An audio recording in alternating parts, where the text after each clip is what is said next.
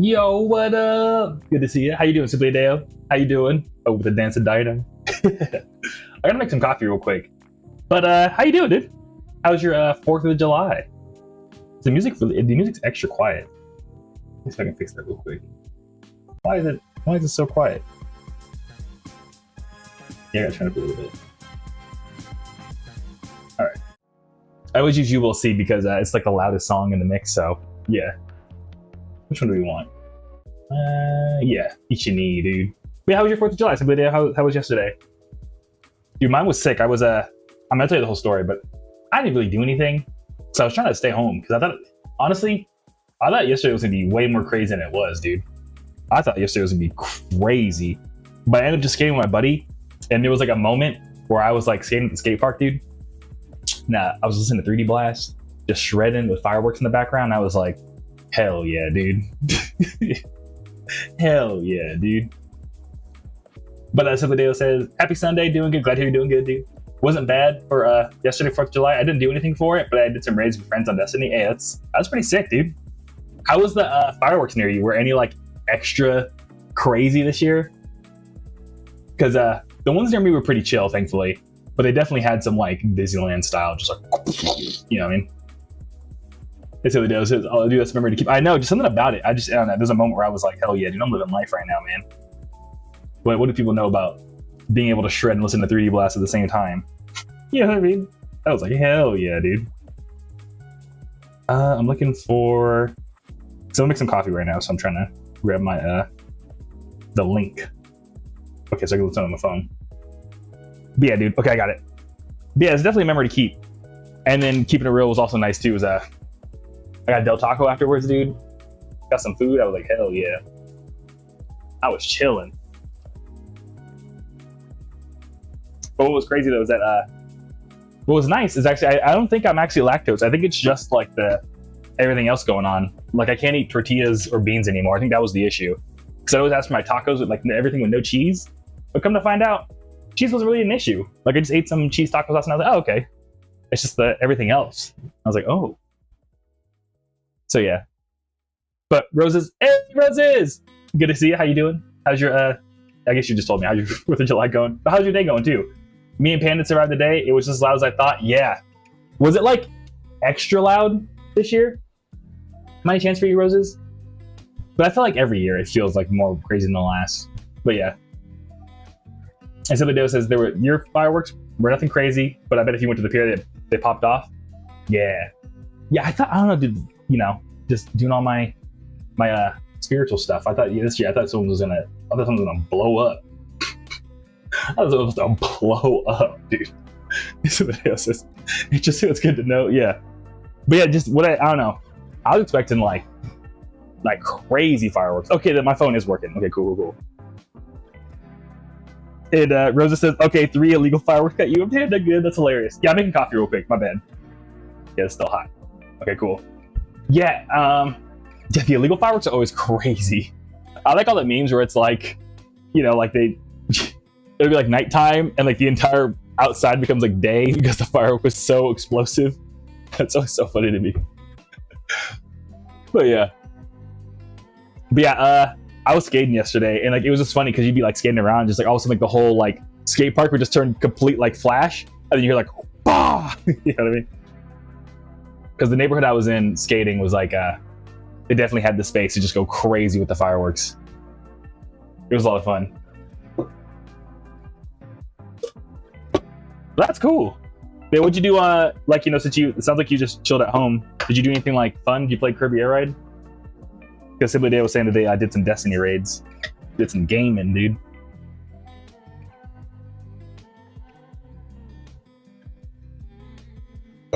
Yeah, let me double check. Is my phone working? I want to make sure I'm missing everything. Okay, yeah, it is working. Okay, cool. I love 2 separate screens. That's funny. But yeah, what's also been nice too about learning all the stomach stuff, I feel so much less bloated, dude. So I'm finally almost through most of the food I can't eat anymore, and now that I know what to pick at like when I go out to eat, it's pretty cool. And the joke I've been making everyone is that I think I mentioned it before, but I was like, oh, if I ever go on a date, I don't know if I could afford it. So I have to like, you know what I mean? I have to like mix something up. Like, oh, can we like, I don't know, make Korean barbecue at my place or something? Because like, you know what I mean? But then now it's like, well, if we do go out to eat, I'd be like, hey, sorry to come to this cheap place. It's just, I literally can't eat the menu of that expensive place. I got an excuse.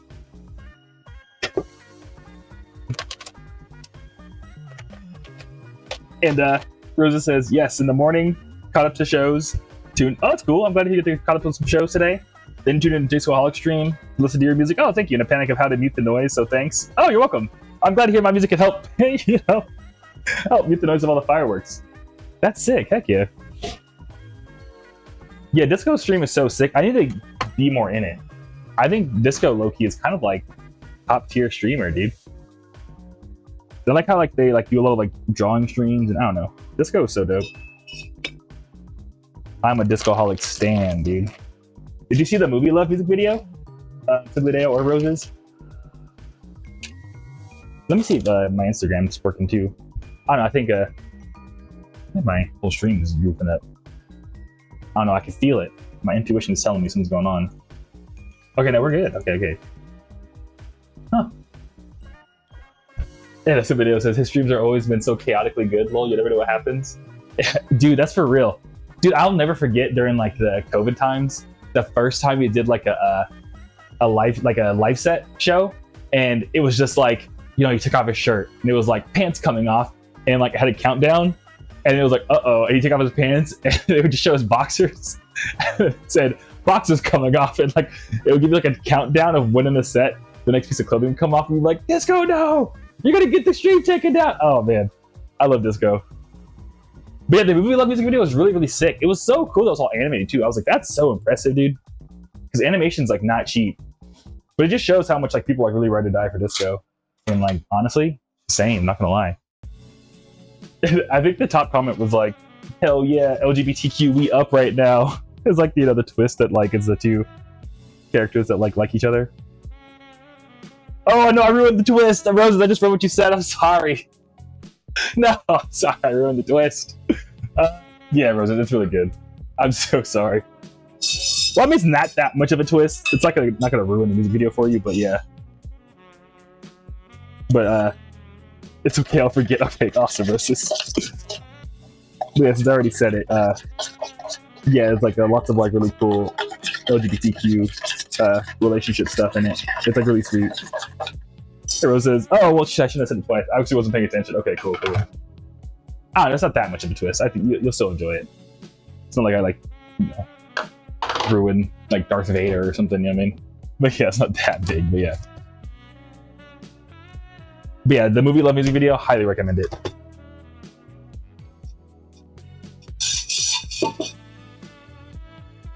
Super Dale says, it really makes it because of the premise of the song and the whole, I guess, plot, if you want to consider it that.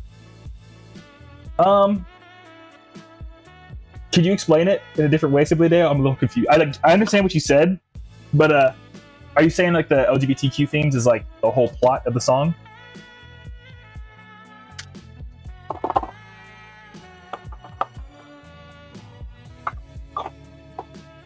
Because like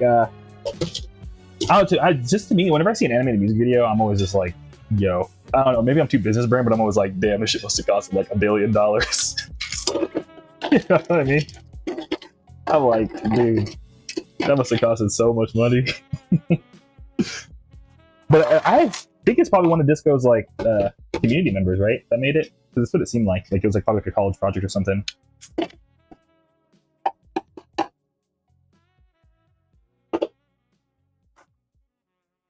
And Rosa says, oh, I thought you were referring to something. Oh, you did see the music video. Okay, cool, Rosa. My bad, yeah. Yeah, it's like the animated Discoholic music video. Yeah, okay, we're talking about the same thing. Sick. And it was pretty cool. I like storytelling to music. Yeah, I like the storytelling a lot. I thought it was, yeah, I mean, I don't know, the whole music video was just like, dude, you guys are awesome. And somebody else says kind of that of how, like, you know what I mean, and just how everybody was getting together. Yeah, it's true. To me, what did you think? I love, another thing about music videos that I'm like, I love and hate is, because sometimes I'll hear a song and it means something to me, right? And then when I watch the music video, sometimes it's not the same interpretation that I made for myself in my head, you know what I mean? Because I don't know, maybe it's just because I didn't listen to the lyrics all the way. But no, I mean I did. I listened to the song like a billion gazillion times. But to me, and maybe this is just a projection of myself, but like to me, movie love in my head was like, you know, kind of like sometimes you think romantic relationships gonna go one way because that's what you see in the movies, and but like that's not the reality of it. So it's like some guy singing, or like, you know, someday them being like, oh, I want that like movie love with you, but it's like at the same time movie love doesn't actually exist. You know what I mean?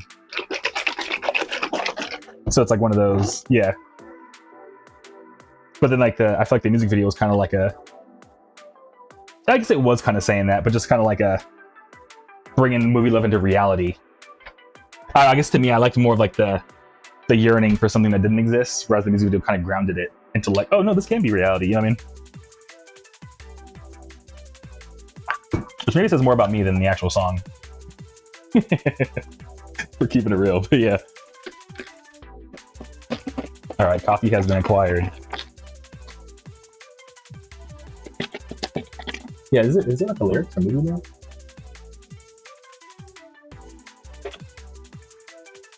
And I also love. Oh yeah, there is. Oh my god, he's on. This goes on Genius. Look at our guy, dude. Look at our guy.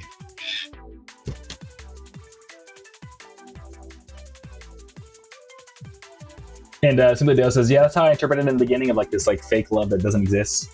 But that can still apply with a video though, because of chance. Oh, true. I'm pretty sure you weren't wrong since I saw that way too, but it just interpreted their own way. Very true, yeah. We have to call it Disco and be like, Disco, what do you think of this? Yeah, I'm rereading the lyrics real quick. I also love in the beginning too, the intro of the song is just like, you know, it's like all this like, oh, darling, you are so beautiful to me. And she's like, oh, kiss me already. I was like, oh, bars, dude. What's up, Skylar? Good to see you. How you doing? How's your yesterday? Were the old folks just going crazy with the fireworks, man? Where they just like, yo, we're old, let's do some fireworks. I hope that's not me to say, but yeah. But I don't know, just because you told me, like, I'm kind of trying to make a joke, but yeah. So then he said, yeah. Anyways, but so it says, get him for an interview. I know, yeah. I haven't talked to them in a while because I feel like they're also really busy. But then again, I actually talked to funny, I was talking about 3D Blast. I was talking to 3D Blast the other day. I know they get a hold of them, so I don't know. Probably should just reach out and be like, yo, what you up to, man? You know what I mean? But Rosa says, I remember I was like, we need more music videos, and there's the next one. Yeah, exactly, yeah. Yeah, I feel like we do. Music videos are super dope. But I just feel like they're really hard to pull off. Like in terms of like making it worth the effort. Because I'll see music videos that are really dope with like 1,000 views, and it's like, damn, dude, like this looks like it spent someone like an entire month to make this. You know what I mean?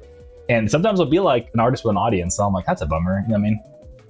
But then sometimes music videos will like blow all the way up. So it's like you're really like slinging the jackpot. And of course, it's not just about the numbers, it's about like the art too. And like the 1,000 people that saw it probably got a way deeper connection to the songs. So it might be worth it still. But you know what I mean? But it's like one of those things where it's like, should I make a music video? Or I could just make like 2 or 3 songs, you know what I mean? So it's like, I don't know. But Sky says, surprisingly few fireworks last night. I feel that. Yeah, I'll be honest. I thought there'd be way more. But I'm just so like LA brained, dude, that like, I don't know. When I was in LA, dude, it was like, it was like actually like a war zone outside, dude. Like I remember one year on 4th of July, I think last time I lived in LA on 4th of July, it was like 5 p.m. The sun was still out. And you know when you drive on the freeway during 4th of July, you can see the fireworks popping off in the distance and stuff? It was already at 5 p.m. just like all the whole drive home, just, you know what I mean? And it wasn't even like time yet. It wasn't even time yet. They were already going crazy. And then last night in Arizona, I was driving on the freeway. And yeah, there was a lot, but it was like maybe one every like minute or two. Dude, dude, I don't know. So I'm just so used to like that. So to me, it was also surprising. I guess I saw that say. Surprisingly few for me as well, Skyer. But I think my bar is just like unreal. You know what I mean? So yeah.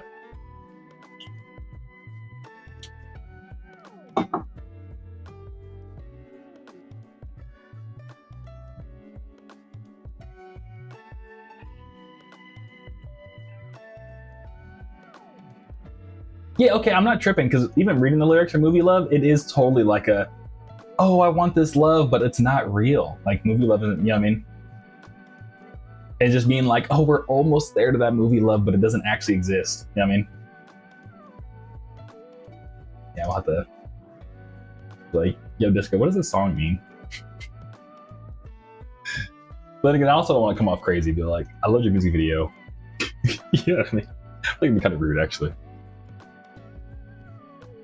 And Rosa says, the sad part about yesterday, my cat was stressing out, running around in the night, even went under our beds a few times. Aww, not Panda. Aw, Panda. You okay, Panda?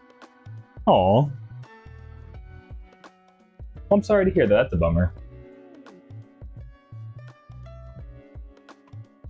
Yeah, I think my cats last night, I think they were chilling because when I came home, because I was like out skating, so when I got home, they were just like, one of them was on the couch like asleep, and the other one was like just, I think, on the table just waiting for me, just like, you know, obsession, where she's just like standing at the door. My cat was just like, I was like, hi. So yeah. And Subadale says, do you guys hate when they're still setting off fireworks even though the day's over? Oh, yeah, because at that point it's just like, I don't know, it's spooky. I'd be hanging out, I was like, oh, ooh. Yeah, I've never been like a fireworks person. Because as a kid, I had really sensitive hearing. So like fireworks always just like, I used to hate fireworks, dude. Now, because, you know, all the music stuff, my hearing is like, you know, should have been wearing earplugs at various concerts, you know what I mean? So now it's like, you know, fireworks, I'm like, oh, okay, it's just loud. But I don't know, my car would be louder sometimes. I'm playing these dope beats. But yeah, Rosa says, yes, it's gonna happen for us. Yeah, for some reason in LA, I'm like, how do you get a firework in like the middle of December? Still just, well, I don't want to assume that's where you live, but at least when I lived in LA, that's how it, at least, I don't know, if it's somewhere similar. In LA, it'd be like, for me, it'd be like Christmas time, like, yo, we found a firework at the closet. It's like, it's Christmas, bro.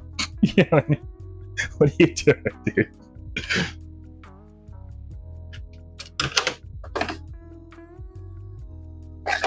But yeah, but I only don't like it just because I'm a skittish person, I'm not gonna lie. You catch me on the right day, I'm pretty skittish.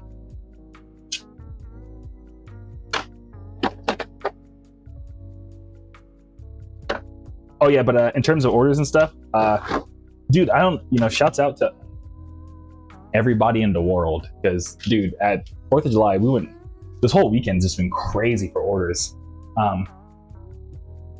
I don't know what happened, but everyone was just like, yo. So we sold the plushie. You haven't sold one of those in a while, so I'm super hyped. I mean, it's in this bag. It's a Cowboys bag. We sold the vinyl. I gotta return these pants from Amazon. So I put that in one of these. But yeah, pretty much we got like, I want to say like, I did like 40 orders last night, and we still have more, so yeah. But Rosa says, I followed him until like 3 a.m. to make sure he's safe. Make him feel safe, and he went to my bed, slept anyway. Meanwhile, I struggled over the occasional noise. Oh, Panda, right? I didn't know. I thought Panda was a girl, but that's cool. But I've always preferred. I don't know. This is just me. I've always preferred girl cats. I have a boy and a girl cat right now, but I always like girl cats more because they're more just like chilling. Boy cats are like, I want to do backflips all over the house. So it depends on your type of cat you like. Anyways. But that's cool that you help make Panda feel safe. That's super sweet of you, Roses. Oh, and yeah, I feel you on the occasional noise, being like, yeah. And Simply Deo says, you kind of like the occasional fireworks. Oh my god, somebody having fun out there. I can see on that. That's cool. You have a positive like mindset on it. I respect that a lot, Simply Deo. I think that's cool because there is a bit of like.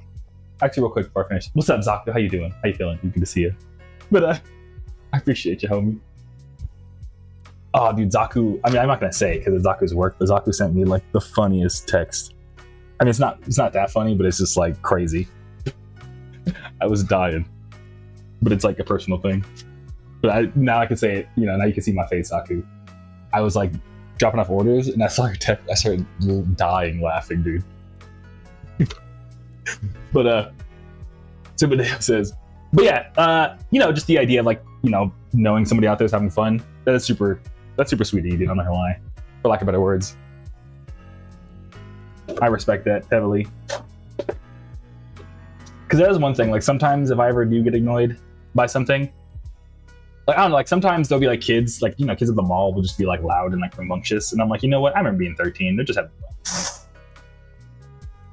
So like I know where you're coming from, Simply Dale.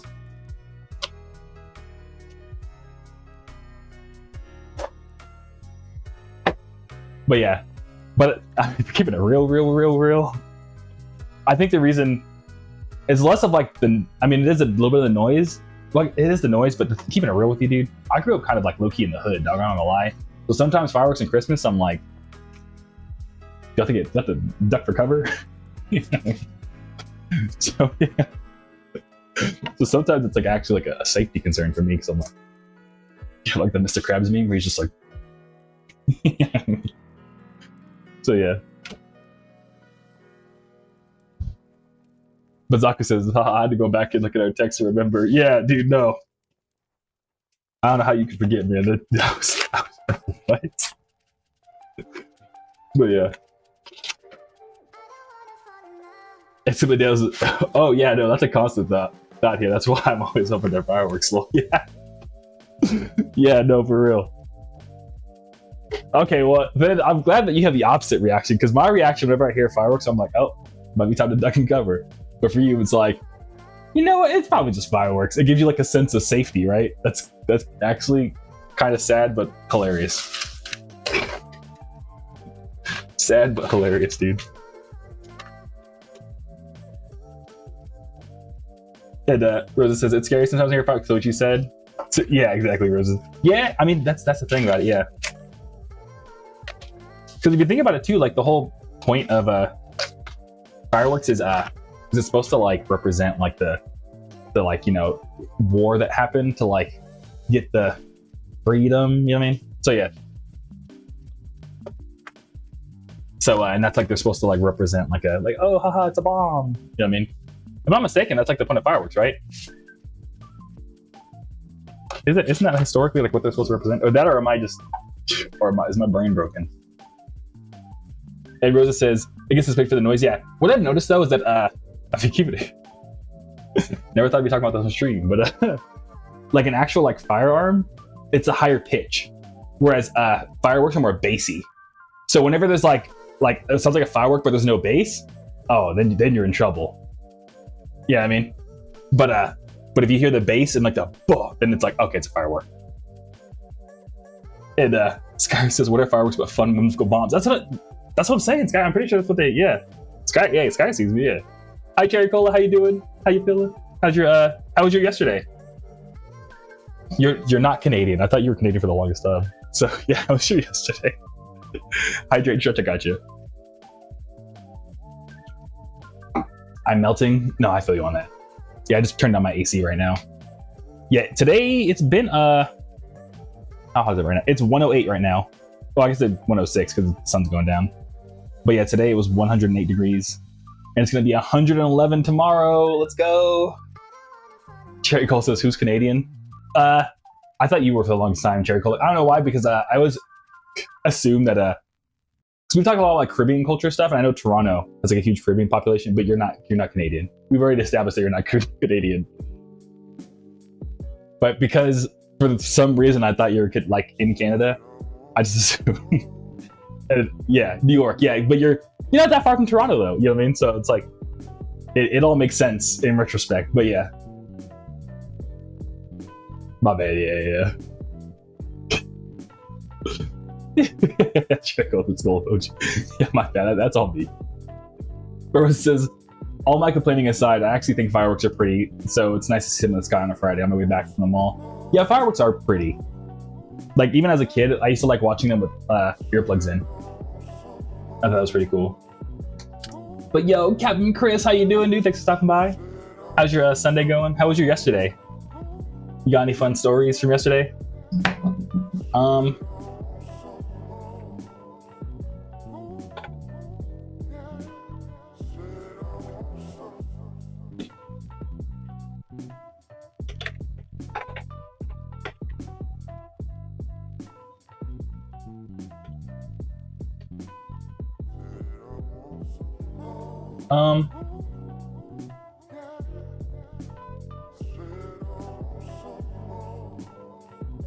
Oh, okay, no, I'm super tripping.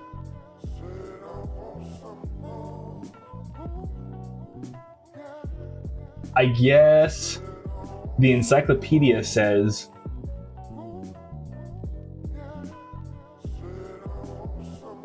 that, like, pretty much to celebrate independence, you're supposed to use like bonfires and just like lights. Like that's really what it's supposed to be, is just like pretty lights to represent whatever. And that was like the OG like guy. His name was John Adams, to his wife Abigail.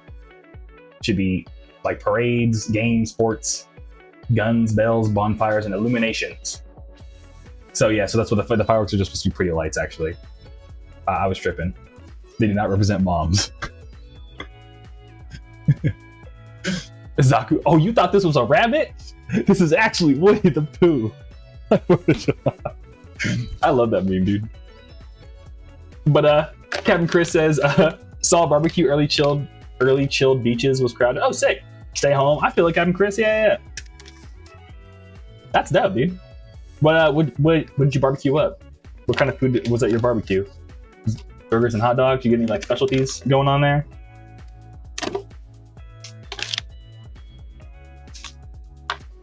And Sabadella says, yeah. So I guess John Adams, one of the OG America people, was like, yeah, you gotta get some lights. And Rosa says, oh, interesting, but what you thought was cool. Oh, thank you, Rosa. Yeah. Mine was kind of brutal, though. Because I always thought of, like, you know, the, what is it, what's it called? The thing we did in school that we, like, which is actually kind of creepy if you think about it. If you ever talk to other countries in elementary school, they don't, like, Pledge of Allegiance. Like, they don't do that in other countries. It's like, that's weird. They, like, indoctrinated you from childhood to, like, Pledge Allegiance. But, because, you know, in the Pledge Allegiance, it's, like, bombs bursting in air. So I thought that, like, you know what I mean? That's what it's supposed to represent, is the bomb, like the bombs bursting in air. You know what I mean? So I always thought, okay, it's the fireworks. That's what it's supposed to represent. But I guess I was tripping. I guess I looked too much into it. And somebody else says, I was wanting a hot dog and beans so bad. I can eat beans anymore, man. But yeah, honestly, a hot dog actually would have been good, especially when they have like the grill marks. Like, dude, have you ever tried air frying a hot dog? Fire, dude. Fire. If hot dogs had more protein, I'd eat more of them. But yeah. But and beans, I can't eat beans no more. But dude, I love baked beans. Baked beans was my was on my like, love that. That's like my every holiday food. I was like, Mom, you gotta make baked beans, pork and beans, like the Weezer song. But yeah. But Captain Chris says, yeah, the basic. That's sick, dude. Heck yeah, Captain Chris. That's what's up. What's about barbecues? I'm gonna barbecue on my birthday. My birthday's in a couple weeks. I'm hyped, but I'm probably gonna barbecue like more like Korean barbecue type style meat and stuff. A-OK with the raid, dude. Thank you, A-OK. I appreciate you, dude. How you doing? But Zaku says, man, I still have a scar on my arm from getting shot with a Roman candle. What? Me and my homies used to skate around the neighborhood and shoot them at each other. I don't know what a Roman candle is, dude. Oh, it's one of those like, pew, pew, pew, like the Harry Potter fireworks. That's what I call them. Because I saw a meme where it's like they shoot the fireworks, but it's like the Harry Potter one. Yeah, hey, okay, dude, good to see ya. Thanks for stopping by. How you been, dude? And I'm doing good. Thanks for stopping by. Oh, wait, real quick. Always in the room. Good to see you too. Thanks for all the mashing A emojis. How you doing? But yeah, doing good, dude. Just, you know, packing orders a day after the 4th. You know what I mean? How was your holiday yesterday? Hey, okay. How you doing? But Rosa says, I enjoyed a hamburger yesterday and a baked potato was nice. That's sick. I haven't had a baked potato in a minute. Baked potatoes are dank though. I can still eat those, thankfully. Dun, dun, dun, dun. And Captain Chris says, pan fry one life changing. Pan fry like a hot dog? I've never tried pan frying a hot dog. That sounds hella good. Does it still get like the grill marks though? Because for me, what like, I don't know, this is like just how my dad used to make them. But I love hot dogs where like the outer layer of the sausage, I guess, is like kind of like almost a little like overcooked. Like it like only the outside is like gets burnt, I guess, and the inside, I don't know. I don't like describing a sausage like this. I feel like it's a little crazy, but you know what I mean? I don't know. Does a pan frying do that, Captain Chris? Bazaka says that was the first gangster rap. Oh my god, that was the first gangster rap song, dog. The Star Spangled Banner. Really? Was it? Oh no, I see what you say. That's funny, Saku. That's crazy. Low key, yeah, kinda is if you think about it. The Star Spangled Banner is kind of a gangster rap song.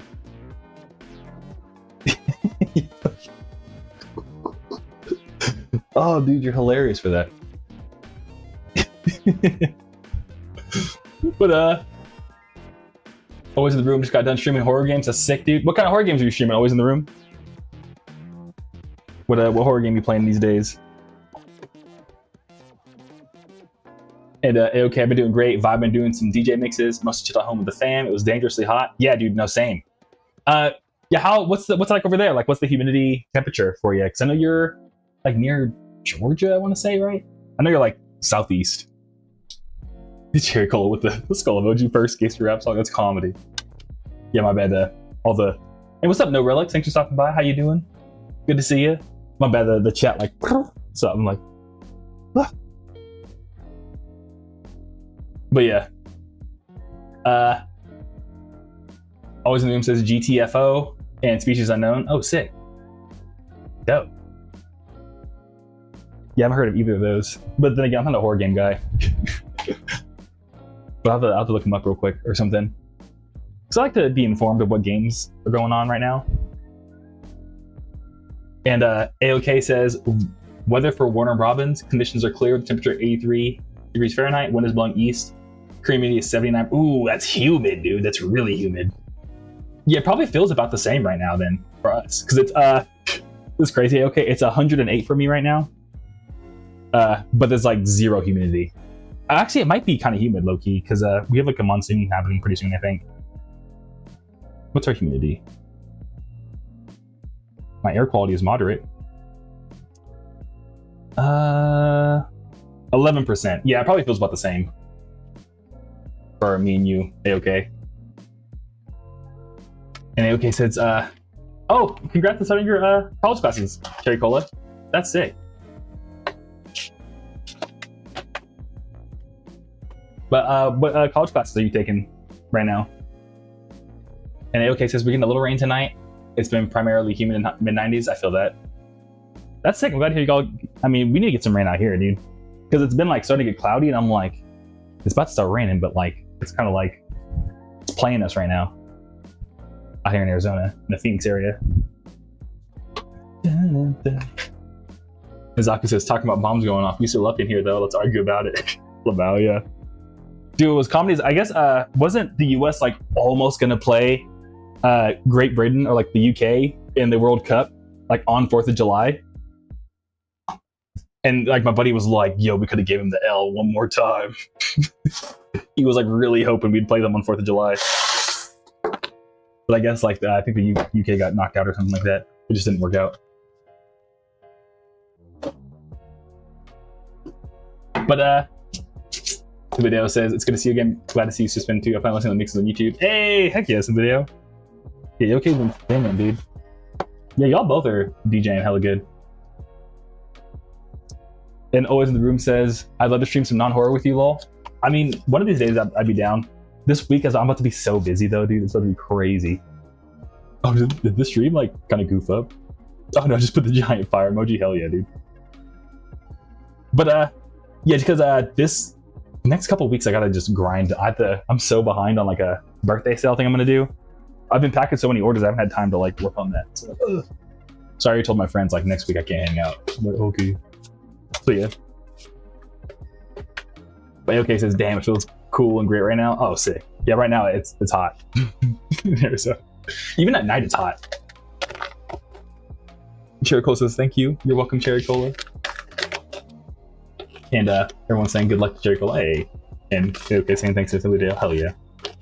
And Crodley says, just got a CD and some stickers from you. Love that you've been around for so long, homies. Cheers. Hey, thank you, Crodley. I appreciate you, dog. Thanks for stopping by. How was your 4th of July, dude? And I'm glad to hear the CDs and stickers make you safe and sound. Yeah, I started using different mailers. Like now I'm using these ones. So, oh, I forgot to put one. You know what I mean? So hopefully that, this is helping them get people more safely and stuff. So yeah. And thanks for appreciating how long I've been around. Yeah, that's been, you know, just making music, man. Trying my best to make it happen. Yeah, you're not even like trying to make it happen, just really just making music, dude. But yeah. And AOK says the rain we have is like a teaser. It only rains for 5 minutes and the sun returns. That's yeah. I heard that weather in the Southwest is very like 1 second, like it's just like very like on and off, feel like a switch. But AOK says I'm not even trying to go to ATL with the World Cup. I know, right? Yeah, I saw somewhere like I've heard the traffic out there is gonna be ridiculous. And always in the room says let's plan ahead. All right, yeah, we'll figure it out one of these days. Yeah. You haven't played honestly, I haven't played a video game in a long time. I'm not gonna lie to you. We'll figure it out. I don't know. Brother says, hydrate. I got you.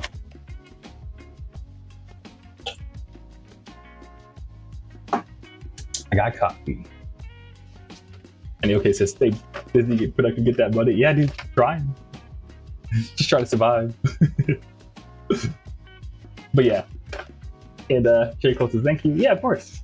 And the classes they're taking is medical terminology, human biology, and English.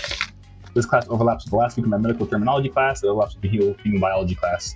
That's cool. Are you going to school to be a nurse or something? Are you gonna get into like the medical field?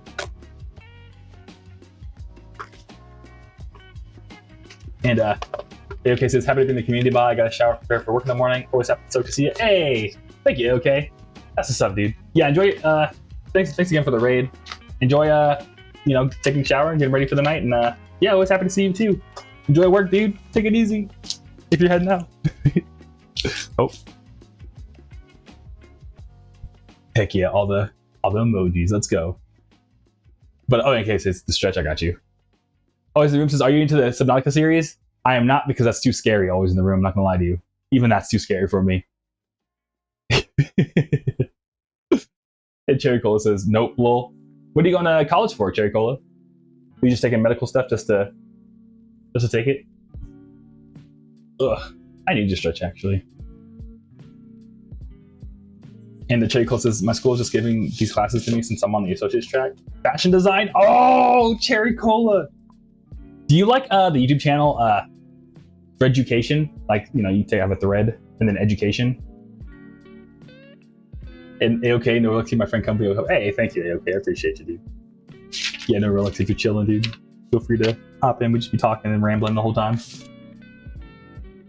But yeah, Cherry Cole, there's a YouTube channel called Threaducation. Like you have like a piece of thread and then the word education. It's like one of my favorite YouTube channels because they just cover like the history of like different fashion houses and like how they came up and like and all that and like what makes their pieces unique and why people like them and stuff like that. It's like, because I've always like kind of like fashion, but I never really like understood it. You know what I mean?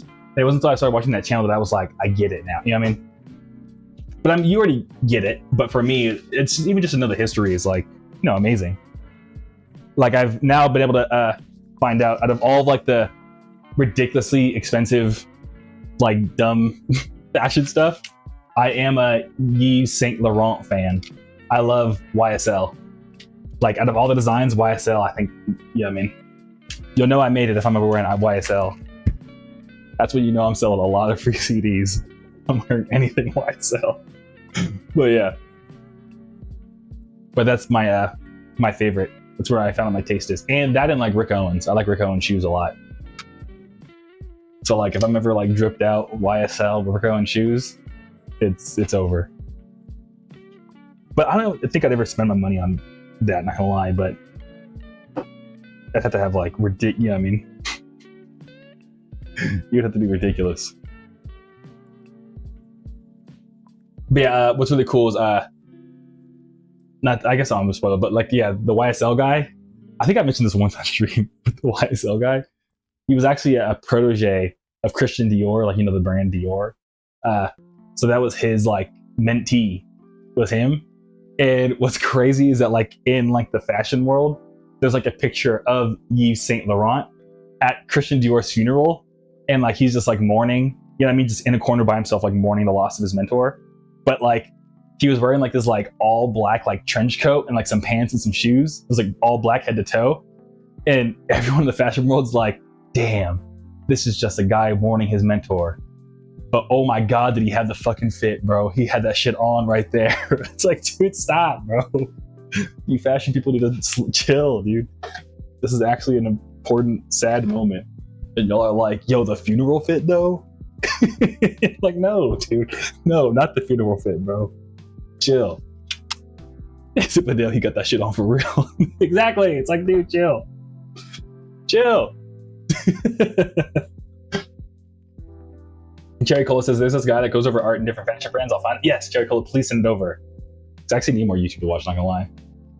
So he cut the shit. Russ says, lol, that's crazy. Yeah, it really is. It's super crazy. I don't know, fashion people can be a little too much sometimes. I'm like, guys, come on now. Come on now. Come on, guys. But yeah, the whole video was really cool. And like, it's just trippy to watch how, you know, like these fashion houses sometimes are like all the way from like the late 1800s and stuff. Actually, it's like probably like 1920s area. So like, of course, like they have to like get new creative directors and like how that whole switchover happens and stuff like that. But it's also trippy too, because like YSL is Yves Saint Laurent, but like he's no longer associated with the company at all. So it's like, it's still called Yves Saint Laurent, even though the guy, he's not around anymore. You know what I mean? So this is trippy.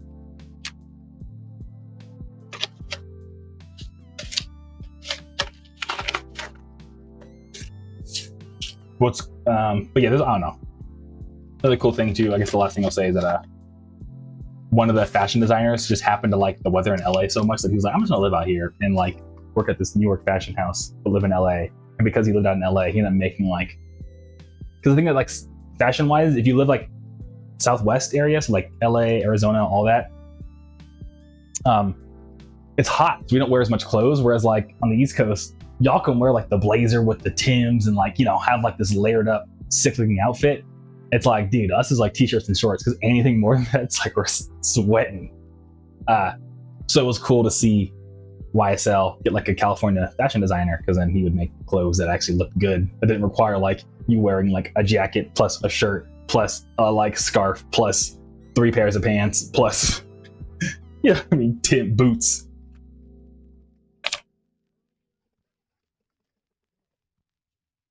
But Sasquatch, dude, it's been a while. How you doing? Yeah, I still see your clips come up all the time. Like low-key, I just be like scrolling through, like, hey, Sasquatch. I saw you were doing an Animal Crossing stream for the 4th of July. That was super sick, dude. Because I was like, it was like the OG Animal Crossing 2, where like I assume you like sped up the clock. I guess it's probably just an active clock. And I got to show off the Animal Crossing fireworks. That was super dope. But I'm sorry to hear your car's not doing that great, dude. Excuse me. And I hope the dealership honors the quote they gave you to get the car fixed.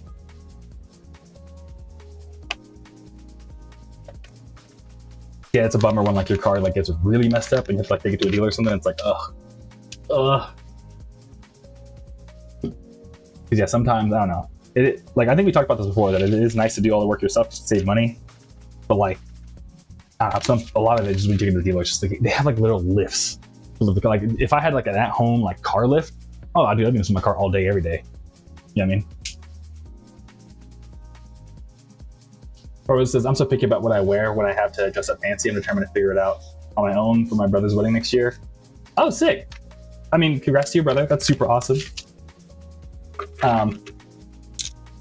Yeah, I feel you on. I'm kind of picky. What would have happened is that I have like a set of nice clothes, and I just never wear it, other than I have to go do something, you know, nice or fancy. But yeah, if you need help, I guess, or if you want to like help figure out how to like dress fancy, honestly, I would say maybe watch a couple of those education videos. If you got like none of those going on, just throw them on in the background. I'll even just like listen to them. I don't even watch them. I just throw them on the background. I actually kind of do have to look at everyone the screen once in a while to see like what they're talking about. So they'd be like, look at this shoe. You know what I mean? But yeah, I feel like just watching that YouTube channel has gotten me a lot more like, oh, I get it. And to be fair, Rose, so much of fashion I found is very subjective. Like, you know, music's subjective and stuff like that, but I think fashion's like peak subjective. Like, you know what I mean? I feel like there's very little rhyme or reason sometimes to like, oh, this is dope, and we as a community think it's dope. It's like, I don't know. Like I feel like you can wear like the most crazy outfit and like to somebody they're like, yo, this is the most genius fashion design. You know what I mean? But yo, what's up, Jay? Good to see you. How you doing? How's your yesterday going? If you feel like sharing. But word, I live to such a luxury. That's what I'm saying, dude. They're like one of my favorite car YouTubers is a guy named Ratchet and Wrenches, and I remember he like got like a little out like a second garage, and he just put a lift in it. He's like, dude, this is like the greatest thing. having a lift is like wild. But Sasquatch says passenger CV, drive staff support. Yep. Don't want to replace my. Yep. Because you can crack the engine block. Yep. I know what you mean, Sasquatch. I've had to make those decisions too, where it's like, dang, like this is so complicated. I could like, you do it wrong, it's like the whole car's done. So yeah, I'm sorry to hear, dude. But I'm wishing you good luck to get it fixed. And I mean, like the dealer honors the quote and everything. Have you considered like another shop other than the dealer? Or is like a dealer specific job that, you don't trust another shop to do it? And Jay says, there yesterday was good. Glad to hear, Jay. You're welcome. Rose says, it's why I struggle. Also, what I like isn't what's fashionable nowadays, or is me overthinking. Also, I want to look at the fashion more so I can apply it in my art. Yeah, Roses. That's the thing too. Like if you like look at what's the guy who does art for Kingdom Hearts? I forgot the name. But like they kind of like defined a whole fashion sense where it's like, the billion zippers and all the belts and stuff like that. Like there is like if you're ever drawing like human characters, like having a good understanding of fashion and like how to make it like over exaggerate it can be like a huge part. I agree, Roses. Learning fashion for art is like kind of underrated. But yeah, Roses, I wouldn't overthink it. I think fashion really is just like a intuitive thing. Not gonna lie to you. So yeah. Boys in the room says, I didn't do jack for the 4th, slept in and played games, but definitely didn't celebrate. I feel you on that, yeah. But what games did you play? I guess horror games then. That's pretty sick. And Sasco says, it seems like every time I get money saved, something happens in my life. I feel like that's just what old cars do. I think they just literally have time just to steal your money. Like they're like the most unforgiving things to own. And I don't trust most shops. I feel you on that. Yeah, for me, same. It takes me a long time to trust a shop. So I usually have to like, really like vet them out and stuff. So I don't blame you. But Reckless Salady, dude, good to see you. How you doing? Thanks for stopping by. How you feeling? How was your yesterday? Anything exciting? Any fireworks stories you got?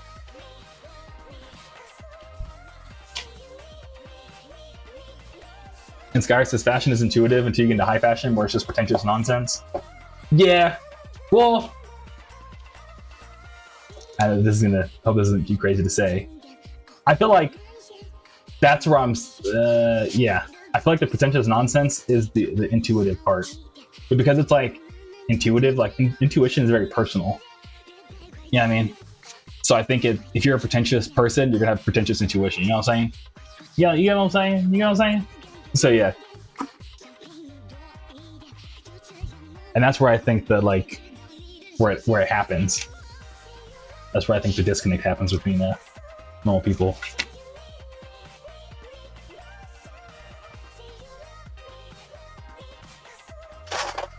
But Sasquatch says new cars break a lot these days too, so they don't make them like they used to. Yeah, they don't, dude. But I only have 82,000 miles, so it's worth this. Yeah.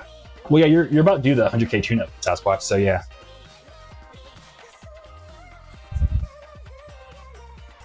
Yeah, and 82,000 miles isn't bad at all. That's definitely worth fixing.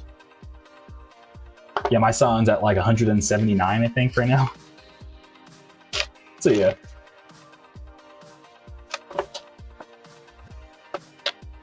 But I feel like yeah, high fashion gets pretentious because you have pretentious people using their intuition. Gonna be pretentious. You know what I mean?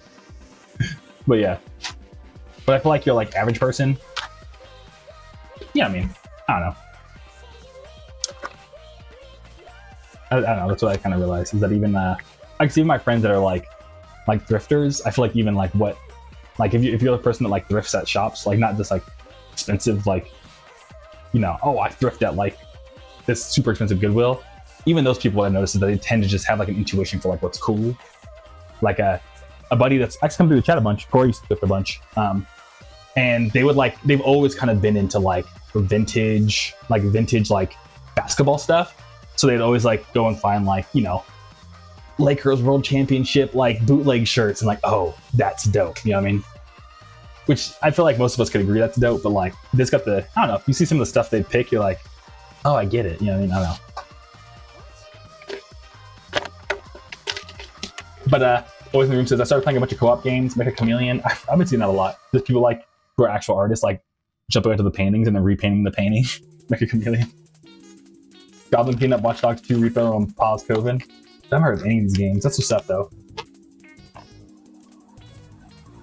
I've heard of Watch Dogs, but you know what I mean. But I haven't heard of Repo and Pause Coven or Goblin Cleanup.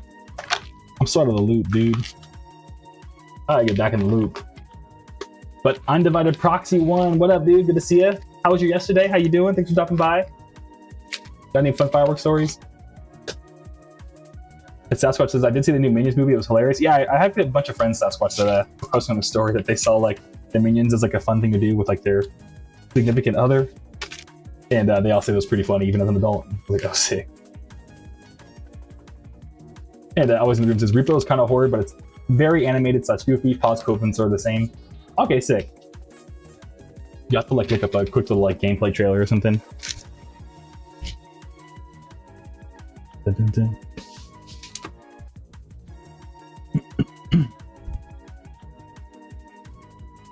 Heck yeah. And Always in the Room says some additional games, Schedule 1, Peak, and Lockdown Protocol. I want to play Schedule 1 so bad, dude. I'm not gonna lie. I had a buddy that was what's it called? Playing lots of Schedule 1. And I was like, dude, I wish I had time to play Schedule 1. Because I'd totally co-op Schedule 1 with you. That sounds like a blast. Oh yes, that's what you beat me to it. I was gonna bring that up, the PlayStation thing. But let's talk about that. But real quick, Simply Deo says, Watch Dogs is my GTA, I need another. Yeah, I saw it. I need to play it, dude.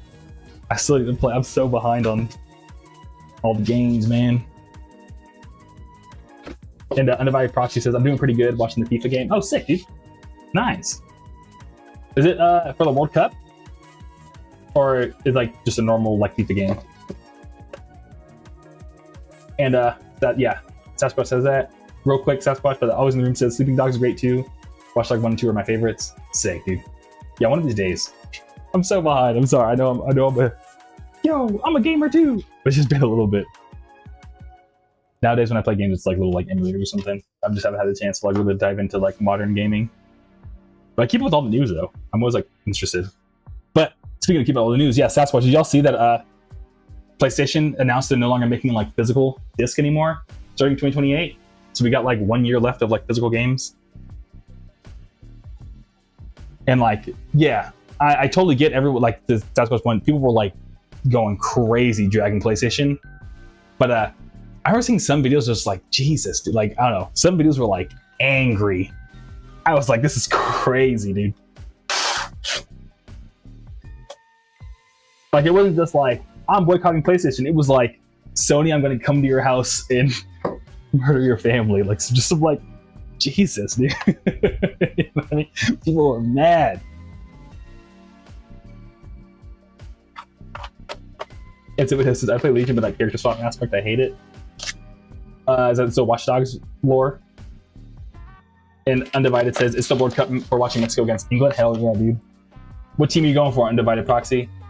I want Mexico to win, dude. I want Mexico to take it. I'd be super stoked if Mexico won. And Sibodeo says, if they want to go full digital, they need to understand it's okay to lower the prices of the game after a year. Yeah. That, well, one, what's crazy is, so yeah, when it comes to physical games, dude, I feel like such a fool for not, because I used to always buy physical, and at some point I was like, dude, I was flying around on planes a lot, and I was like, I'll just buy digital, because like carrying around all my like Switch cartridges, I was like, this is getting too much, right? But then I don't know, it wasn't until recently that I really got into like, you know, I can like resell stuff I have on eBay, and now I'm like, why did I buy all those games on digital? Now I can't resell them, you know what I mean? Because I could have like resold them, bought new games. So it's like, it's a being able to resell games is like a really good way to like keep up with games as they come out, because you can beat a game If you're done with it, okay, either if you really liked it, keep it in your collection. Otherwise, like, let it go and let someone else enjoy it for a used, cheaper price directly from you, rather than having like resell the GameStop or something. You know what I mean? So, yeah, and that's the thing about digital is that they control completely the price of the game. So like now it's like you have to buy new all the time. But what's even crazier too is that like at any time they can like ban your PlayStation account, or the servers go down sometimes when like new generations come out. So it's like you don't actually own the game. You're like essentially like renting space from their server to download it when they feel like they want to serve it to you. It's like, it's really crazy. It's like even like the PlayStation terms of service we were pointing out, like you do not own the game when you buy it. Yeah, I mean they can take it away from you at any point. And to somebody else's point, you're spending more money. It's just like, it's just a lose-lose-lose for us as the gamers. And within the room says games should be cheaper if they're not on physical media. Yeah, that's the thing too. Yes, that's what I was saying. The same thing. They always take it away on digital.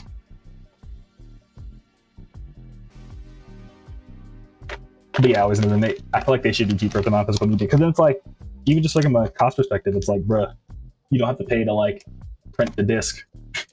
Why are you still charging me as if I'm getting an actual physical object? You know what I mean? Because like the profit margins would have been. Yeah, I mean, I don't know. And Rosa says, I'm so confused on what they're doing. Every time I hear about PlayStation or other companies, they keep shooting themselves in the foot. I think it's because, I mean, you know, we're not in those boardrooms. But as somebody who does business, I think it's just, you know, they probably ran the numbers of like us people that actually really care about gaming as like an art form. They're probably just like, hey, there's less of us than there are like moms that are just trying to buy their kid the latest whatever, you know what I mean? Or like, you know, or busy dads who just like don't really care at this point. They just need to like play games as much as they can. Yeah, I mean, in between like taking care of their own kids. I feel like us. Yeah, I mean, I don't know. People that actually care about this, like, I think we're just divided. So like Sony is like, okay, we're gonna lose some money on people like us, maybe not buying digital at all, or just like buying a different console. But like the majority of people, whatever profit they're gonna lose from us, they're gonna like regain and not having to print the disc. Yeah, I mean. So yeah, if I had to guess, or you know, best case scenario, you know, to Rose's point, they shoot themselves in the foot and then like, you were right. You know what I mean? But yeah. And Undivided Mexican Proxy says they're going for Mexico. Hell yeah. Mexico's not doing so well though. Boo, lame. Hopefully they come back. If I'm not mistaken, I have a buddy that's like a really big football fan, and they said that like the UK has like some very seriously like well taken care of like football clubs. So I don't know. You know, I know they're gonna be quite a tough team to beat, but I want Mexico to win. I hope UK. I hope you start messing up. I'll grab this. And Rosa says, I know Nintendo isn't a saint, but they've handled their own stuff better. Yeah. I feel like they have a little bit, yeah. Like they're still doing physicals and stuff like that, but I don't know. I'm sure Nintendo wouldn't be so far behind. But they probably, I don't know. Because I'm kind of surprised Nintendo didn't do it first. Because even like, you know, how they made the Switch cartridges like a special thing so the kids won't eat the cartridges? Like a special flavor so kids like don't want to eat it. So I'm sure they're also thinking of ways of like, how can we still give our products to like babies that like might even eat the cartridge? So I'm pretty sure they're probably eyeing the whole digital thing too. But I bet maybe Sony was the first one to rip with a Band-Aid. So hopefully it'll become a trend, but if I had to, I don't know, if you were to think about that, I wouldn't be surprised if Nintendo were to hop on the bandwagon real quick.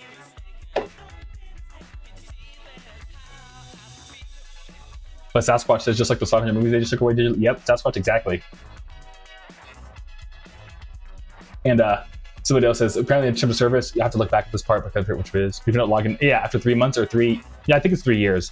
They'll contact you, say they're closing your account. If you don't respond, they'll actually close it. Yeah, exactly. So it's 3 years. And you have 6 months to respond. So yeah, so if you buy a game, don't log in, which honestly, I probably logged in my PlayStation account for 3 years.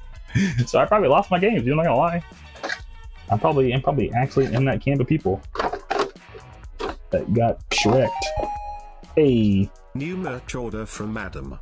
Thank you, Adam. If you're watching, let me know and I'll pack it right now. Hey. Oh,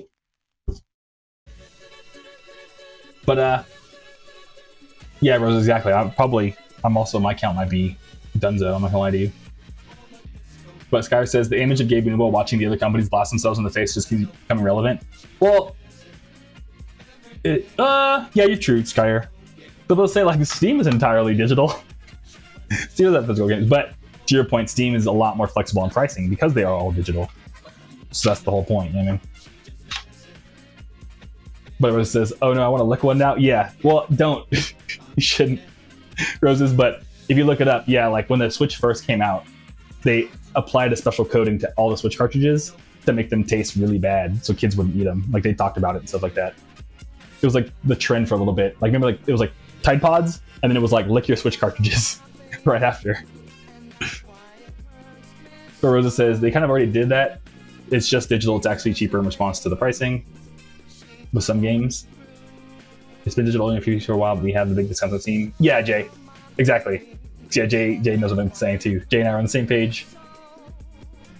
But Rosa, what were you saying about they kind of already did that? Oh, my bad, I lost the plot. I was replying to so many things. I'm talking about Nintendo. Oh, okay. Yeah, you're right. Yeah, Nintendo's also... Is the eShop? eShop seems pretty flexible, but I feel like they've always discounted the indie games more than like their mainline Zelda games, you know what I mean? And some video says, yeah, the Tide Pods and the Switch cartridges were convenient at the same time, yeah. Yeah, that was like a... Yeah, it was a good like 5-year like, what should we lick next as a society? It was pretty weird. Yeah, cause I just remember, I don't know, like, you know how you like have like time in your brain, like you remember stuff? I just remember that I got my Switch during my last year of college, I think, but it was also around the time I had like a big party in the park with all my friends, a taco party, and someone brought Tide Pods as like a joke of, because it was like a potluck, so someone brought like a box of Tide Pods just to be like, I brought Tide Pods at the party, everybody. You know what I mean? And one of my friends actually licked it, and he was like, ah! You know, I mean, it was funny. But then I remember like the same thing happened to Switch cartridges right after. But yo, Tankrafts, thanks for stopping by, dude. How you doing? You got any fun fireworks stories from yesterday? How's your day going? How was your holiday? Here's this oh no about yeah. It was pretty funny. It's actually hilarious. I don't even remember by any chance, but I think last stream, the person that like came by the stream that was like, yeah, I live in the Philippines now. It was that friend. They were the one who licked the Tide Pod. Totally enough.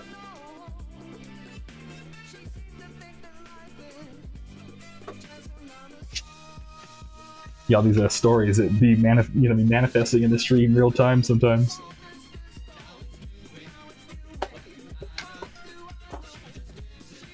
But yeah, I'm kind of like, I guess I don't know. Maybe this is, on one hand, I'm like, yeah, that's dumb Sony did that.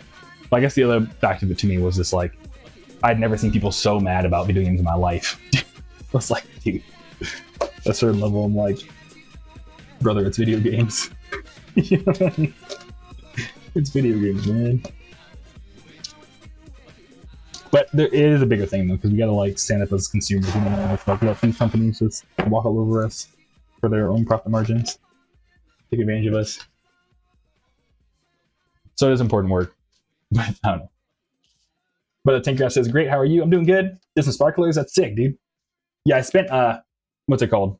My 4th of July just like watching fireworks while I was skating at a skate park. It was a really fun time. It was like one of my buddies from high school too. And I mean, we hang out every weekend, but like, it's cool that we like reconnected because we happen to move to the same town by happenstance.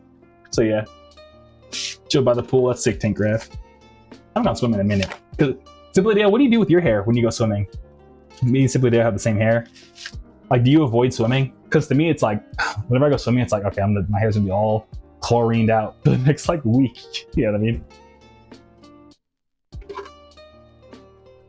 And Simply says it's back-to-back with PlayStation, first Destiny, and now just in general. Yeah, PlayStation's been kind of losing the plot.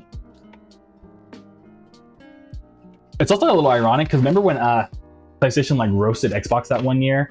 Because Xbox was like, we're not going to let you share your games anymore because you need to like have a digital copy synced to the cloud plus the physical disc.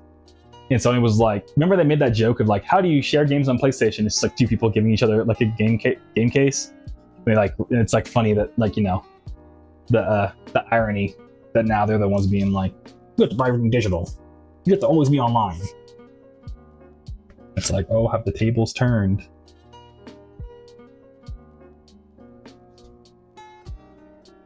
And Chubadeo says, for swimming with dreadlocks, let it go. There's nothing you can do. Wash it the best you can afterwards. I feel, yeah.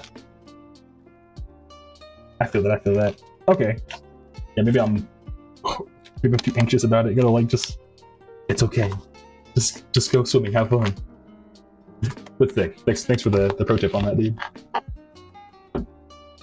Always in the room says, video games are not just games though. The talent, art, writing, and music, and combination of movies, novels, paintings, and statues, they should be preserved. I agree, always in the room, yeah.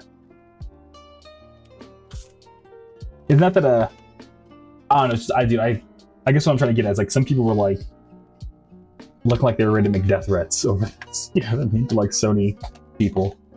Like, I do think we should be making a loud noise about it, but I think it was, I don't know, some of the stuff I was seeing was just like, bro. You know what I mean?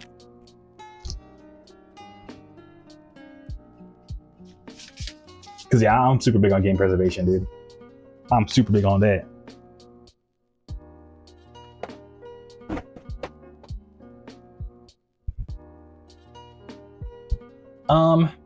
Somebody says the main source of material everyone's been referencing.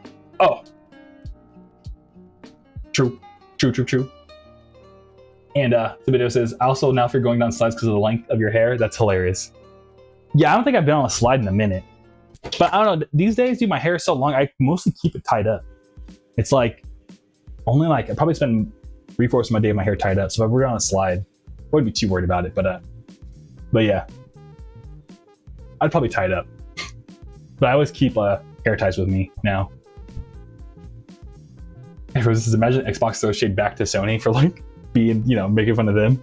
That would honestly make me so happy if Xbox were to release their own like, you know, video referencing the original Sony throwing shade at them. Oh, dude, that would make my day, dude. I'd be like, yo, like a regular show, yo.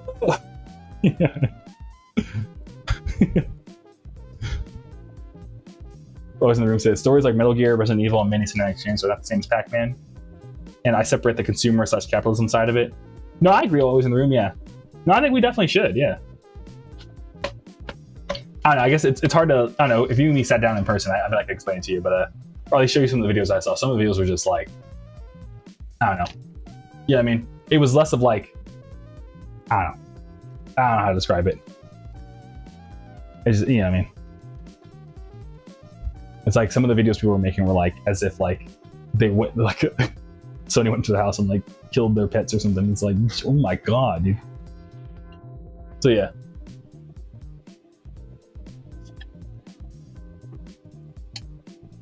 But maybe I was on the bad part of the internet, I don't know. I'd be sometimes scrolling, I'll probably doom scrolling too much that day or something. Rose says, this topic always made me realize that some people fear disc rot. And it's a good thing to mention. Are you worried now and then? Yeah, oh, I forgot to mention, Rose says, yeah. Speaking about disc rot and stuff like that, and to funny enough, Skyer's point, I need more hard drives to running out of space to store games. Yeah, so keeping it real. I've always been the kind of person to collect consoles more than the actual physical games. That's another reason why I started like messing around with like open to the idea of digital, because I was like, at a certain point, I'm gonna end up every console since the beginning of time, which actually isn't the same anymore now, but for the longest period of time, it was like as long as you had the actual console and hardware, the software you could always like jailbreak it, you could always get a flash cart, you could always, you know what I mean? So it was more like the input device was the most important part than the actual disc and stuff itself, because to Rose's point, the discs and stuff, they rot, the cartridges eventually rot, you know what I mean? Which is important to preserve them, but that's why I think we have like, you want to rip the ROMs out.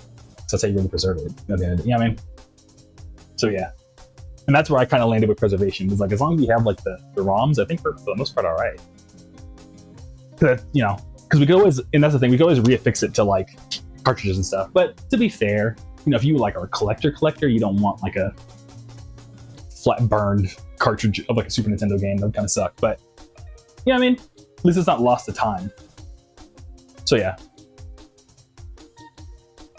That's kind of where I like drew my line, if that makes sense. Anyone have thoughts on that? In my game preservationists? But Tank Grass with the emoji, heck yeah, dude. That's cool emoji. But Undivided Proxy says, I'm learning so much. Oh yeah, dude, my bad. Yeah, we be in here just rambling, dude. We be talking about all kinds of stuff. Yeah, we be sharing all kinds of things. Learn about hair care, learn about how do you preserve your games, learn about jailbreaking. Why not, dude? Oh. But Skyr says, I've been trying to sell off my physical games. This is on trying. Oh, I think I buy. Oh my god, I was screaming this whole time. If this is on trying, dude, get on eBay, man. eBay is like the move. Get on eBay, use pirate ship, and then if you send me an email, Skyr, I could send you my whole bubble millers and stuff I use and the bubble wrap I buy and all that, dude. I got you, Skyr. I actually sent it over to NetNavi the other day. So yeah. And Jerry Cole says, you sent me a link. I got you. I will, let me see if I can grab it. It went through. I got it. I'll keep this in a pin tab. Boom. Thank you for sending over the fashion YouTuber. His name is Adam Cross. Heck yeah. Yeah, Adam Cross on YouTube. I got you, Cherry Cola. Thank you, Cherry Cola. But Rosa says, it's my friend's response to the disappointment I have when I can't buy my favorite games anymore without being expensive. But they have lifespan on one of those games and its CD collection doesn't work, so I'm not missing out. Yeah. Yeah, that's the thing about, you're saying like when you try to buy like old games on eBay, because yeah, like some of the games, like I was talking to my buddy literally about this yesterday, and he was like, yeah, I was trying to buy Def Jam Fight for New York for PlayStation 2, because he like, right now he's living like a truck driver just to like save money while he's gonna get a new car and stuff like that. And so he just has like a PS2 in his old truck, and he was like, kill the time with this. And then he tried to buy Def Jam Fight for New York, and it was like, he said it was like $200. He's like, what is going on? You know what I mean? So yeah. So like, yeah, to your point, Rose is like, you're not missing out. Like, it's okay. Yeah, dude. Always in instance, I recently learned of a super easy way to mod a PlayStation 2 with a memory card and SSD. Oh, they can do it with that now? You don't need a mod chip anymore? That's sick. Yeah, maybe it's time to go grab a PlayStation 2 then. I actually already have one. I have one on my... I already have one. You have to look up a guide or something. I have like an OG PS, like a fat PS2, the one that you can like hit somebody with. You know what I mean? So yeah. And Tankcraft says, I have the exact same chair. Oh, sick, dude. Yeah, thanks for sending over your YouTube channel. Yeah, we'll check that out. Usually I check out all the links and stuff after the stream. I go back through and like rewatch the video. But yeah, dude, I'll check it out. It's cool to have the same chair though. Yeah, I've had this chair for like a long time.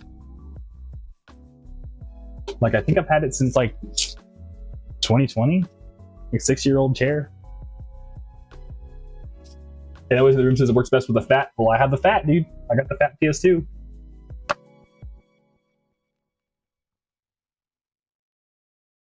And Undivided Proxy says, what's the most durable console? I would say probably has to be Nintendo, because Nintendo, like, for real, tests, like, a child can, like, throw it across a room and it'll still be fine. I want to guess the Game Boy Advance. Undivided Proxy. Because the thing about the DS is pretty durable, actually. It's just the hinge is, like, the weak point. Whereas the Game Boy Advance doesn't have that. Like, you can have a Game Boy Advance, I bet if I threw it across the room, I bet it would still work.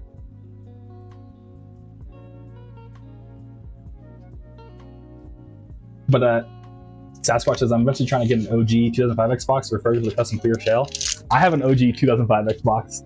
I got all the retro consoles. Dude, I was telling you, I'm on it. But I don't have a clear shell, though. That's sick. Yeah, if anything, you could get I'm pretty sure OG Xboxes, they shouldn't be that expensive on eBay, and then just get the shell swap yourself. And like, I mean, if you can work on cards, you can do a shell swap, dude.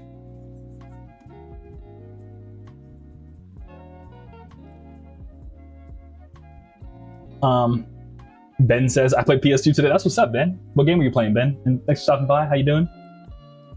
How was your yesterday? If you if you did anything, did any fireworks? Tankcraft says, thanks. Of course, man. You're welcome. Cherry Cole says, by the way, a damn does get political. I don't mind. Yeah. No, I agree. I mean, sometimes fashion is political. Yeah. sometimes, you know, people be wearing stuff for like political reasons. Like I remember, if I'm not mistaken, like a lot of like, I mean, this is probably not my place to talk about it, but I'm gonna say it anyways. You know, like two-piece bikinis. That's like a political statement of like, hey, you know, I mean, I can do what I want with my body, type of thing. So yeah. So like that's fashion and politics. You know what I mean? So yeah. Sometimes it be like that. Skyr says, most durable console, original Game Boy, can survive an explosion. Oh, you're right, Skyr. Yeah, easy. You're right. They actually have that. I actually saw that original Game Boy that survived like the bombing. It's in Nintendo New York. I actually saw it I took pictures of it and everything. But yeah, Skyr makes a great point. Who was asking? I thought it was on YouTube. No, it wasn't. Oh, I'm sorry. I thought you were on YouTube when you asked. Oh, Undivided Proxy asked. I'm sorry. It was like right there. Yeah, Undivided Proxy. Because yeah, if you look it up, there's like a Nintendo Game Boy. I think it was like literally in like a bombing. I think in the Middle East. And when they like cleared all the rubble, they found like an OG Game Boy, and it just turned on and worked perfectly fine. But like the actual shell is like completely melted because it like literally got bombed. It still works fine. It's pretty crazy.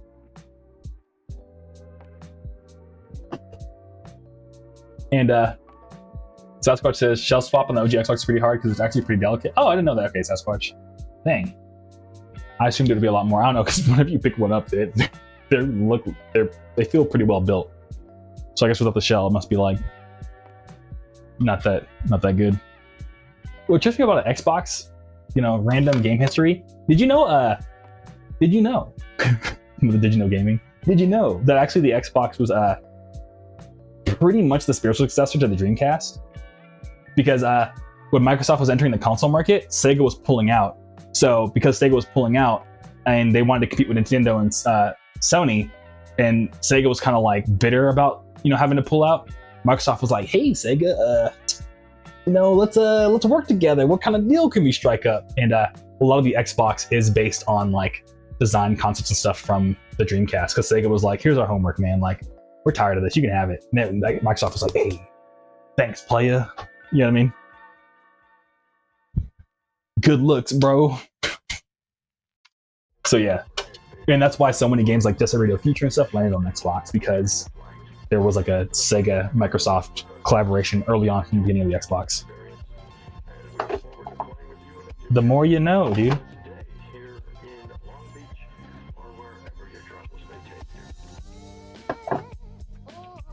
But grab these stickers real quick. And Big Jerem, yo, what up, dude? How you doing? Thanks for stopping by. How's your yesterday? How you feeling? How's your today? Oh my god. Oh my god. But yeah, that's like one of my favorite Xbox facts. Because you know what? We're always like, I know when I learned it, I was always like, I wish they made a better Dreamcast. I love the Dreamcast. Then when I learned that, I was like, oh, Xbox is technically Dreamcast.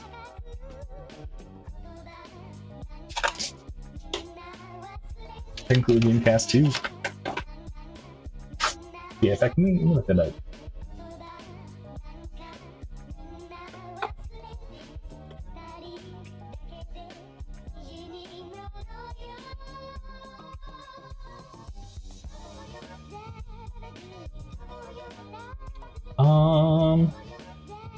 Well, people aren't ready to agree with me. Hell yeah. If Reddit agrees with me, then I'm right.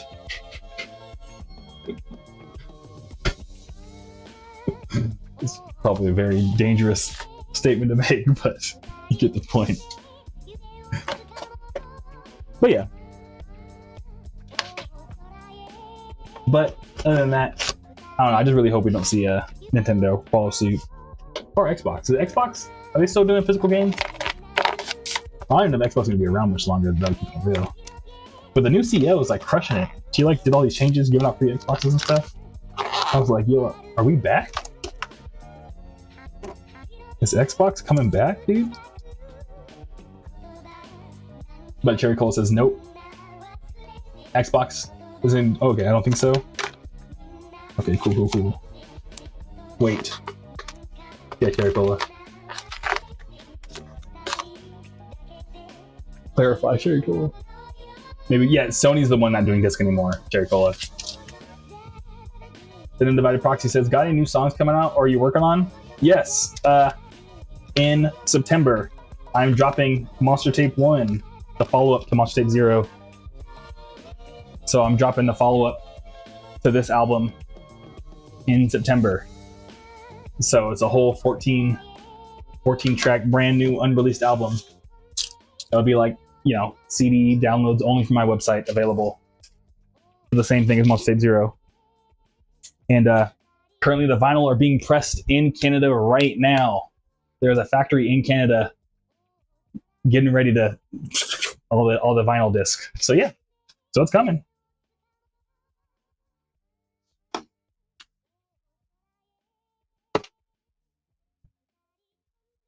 Hey, catch you around, Sasquatch. Thanks for stopping by. Good to see you.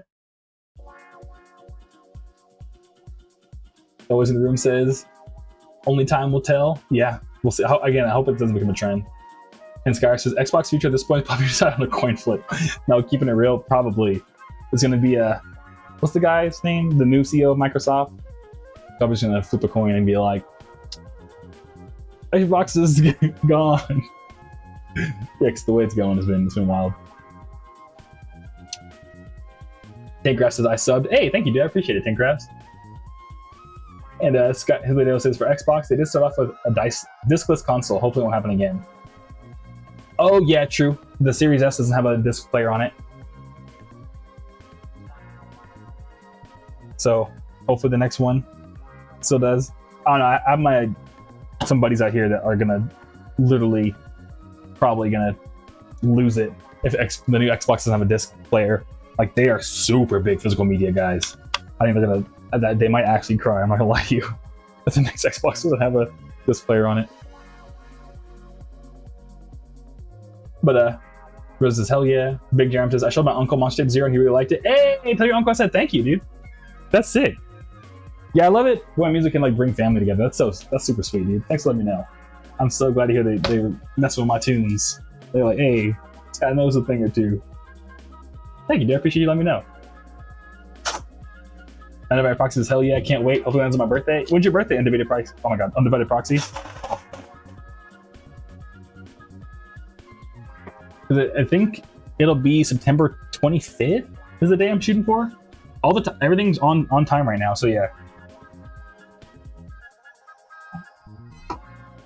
But who was it? Good to see you. How you doing? My power was out and things caught on fire. Hey, I'm sorry to hear things caught on fire. That's a bummer. But thanks for stopping by. Did you get to do anything cool for your yesterday? How are you doing in general, though? Actually, other than dealing with the power outage. And Undivided Proxy says September 14th. Oh yeah, so a little after. My bad, Undivided Proxy. It's coming out just a little tiny bit after your birthday. But does that make you I think that makes you a Virgo, right? And Big Jerem says, have a good night, love your music. Hey, thank you, dude. I appreciate you love my music, and you have a good night as well, dude. Thanks for stopping by. I appreciate you.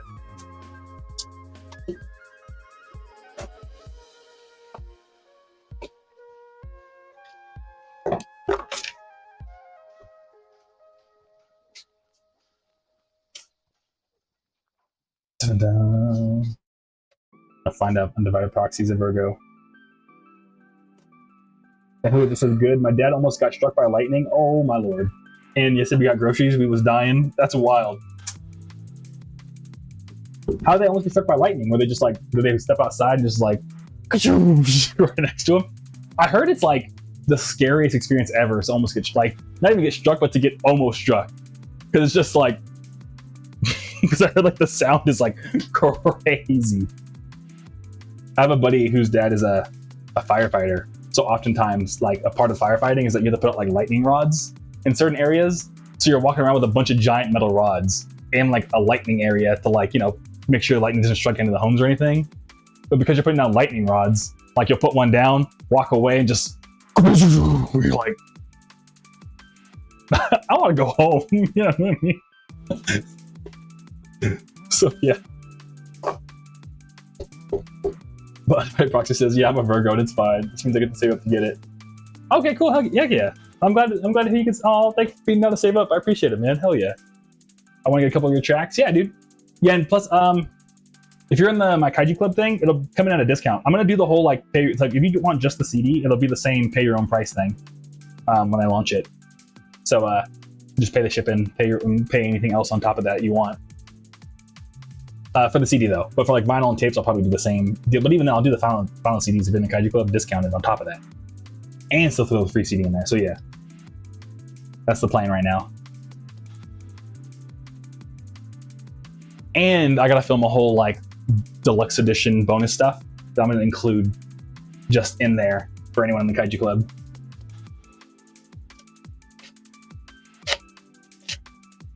So yeah, so I don't know, because the Monster Tape series, like the main goal of it is just to be like, thank you for all the support. Like literally you being down to save for it, like that's the whole point. Like thank you. You know what I mean? So yeah.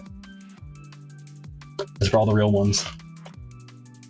But who is it says, he was watching the storm and it almost got him. Then he called the fire department for the branch catching on fire when it fell on the wire. Almost got struck again after that. Oh wow, yeah. Who was it? He learned his lesson. I bet he did, dude. I bet he did. That's wild.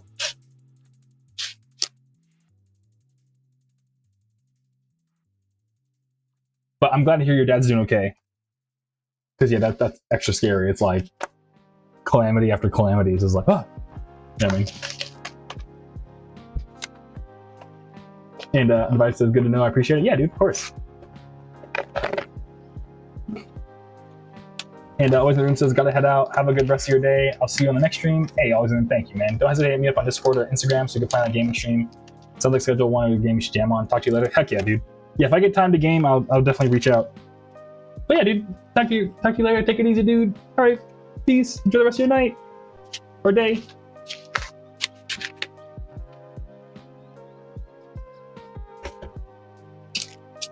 Ow. Dun, dun, dun, dun. Yeah, I've been literally packing orders since like midnight last night. I like slept, ate breakfast, and I've been packing orders nonstop since. Hey, Noah. New merch order from Noah. Thank you, Noah. If you're watching, let me know. I'll pack it right now. Otherwise, I'm gonna just keep packing orders in order. Yeah. But yeah. And I'm him. What's up, dude? Thanks for stopping by. How was you yesterday? How you feeling? How you doing?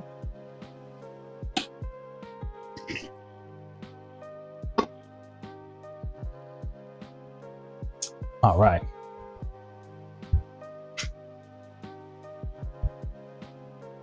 Yeah, other than that, I'm him. I died twice. Dang.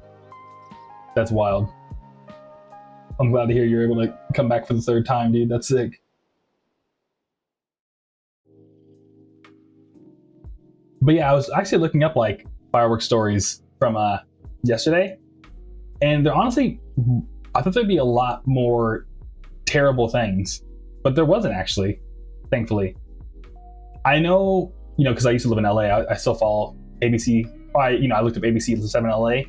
I used to live out there, and that's like usually where like LA something always crazy going on back in LA. But I think some commercial building caught on fire, like a warehouse caught on fire on 4th of July. But that was like the only big major like 4th of July mishap that seemed like it happened. I was expecting LA to like entirely catch on fire yesterday or something crazy. I feel like people are gonna go like extra crazy with the fireworks this year for some reason. But who's it says, yeah, the fire marshal almost chewed him out about that too, so he almost won the Darwin Award. Oh no. Well, I'm glad that the fire marshal also was like, bro, what are you doing, bro? What are you doing, bro? I'm glad you got someone on your side who wasn't trying to get your dad to, chill out.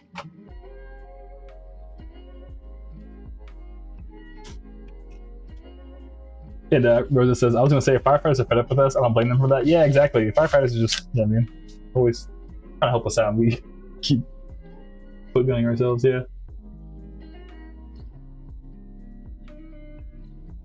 So what else is good is, remember I said I'm testing out like a new shirt style to like, you know, because I was like, hey, you know, we talked about a bunch of roses. I guess well, roses was the one. We should make tote bags. I was like, yeah. So there's a thing called like direct to film. It's like pretty much you put a sticker on a shirt and it works really well, surprisingly. But yeah, I'm still testing it's called direct to film shirt, and I've now washed it like 4 times, and every time I like grab the shirt, I'm just like trying to rip the design off to like abuse the shirt. So you know, if I'm gonna sell a shirt, I want to like really last. And it's still holding up pretty good. So I think I might end up buying the heat press after Monster Tape 1. I'm gonna just keep washing it over and over. And if it's still like good quality by September, I think I'm gonna pull the trigger on the heat press and we'll start doing Groovy Kaiju shirts next year. And tote bags or anything that we can heat press. Because I can just like, you know, keep a stock of shirts here and yeah, like make them as people order them. Rather than have to do like a big like 100 shirt run or something. But Rose says, I've been meaning to ask for the progress. That's good. Yeah, thank you, Rose. Yeah, I've been washing the shirt once a week. So if it's still like, by the time September rolls around, if it's still like not destroyed yet, I'm like, okay, I think this is definitely worth what it is. And then my proxy says, that sounds awesome. Yeah, I'm really excited because shirts was actually like the #1 thing. It was pins #1 and then shirts right after for shirts for Groovy Kaiju. Like merch folks wanted. So yeah.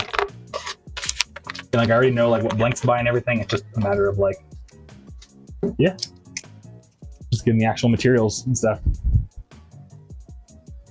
And it's like a lot. It's not even like a cheap thing. It's more of just like a making it one at a time thing. That would help a lot. Because then I would have to like save up like literally $1,000 to buy like all of them at once. You know what I mean? And like hope I buy the right sizes.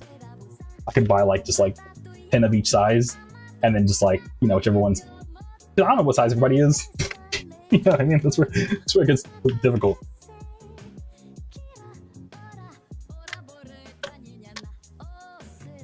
So yeah, you get the point.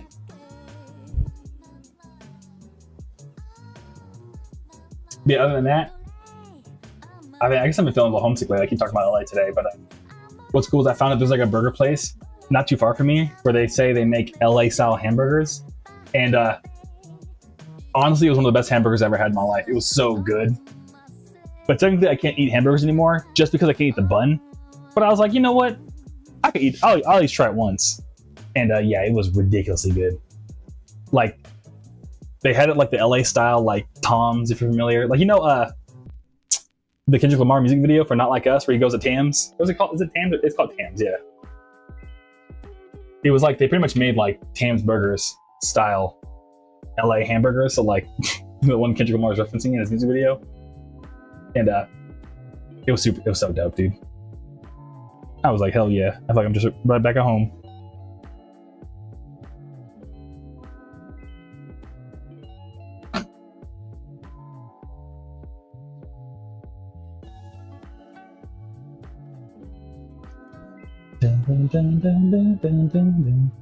Anybody Proxy says, what's the best restaurant there in terms of LA or Phoenix?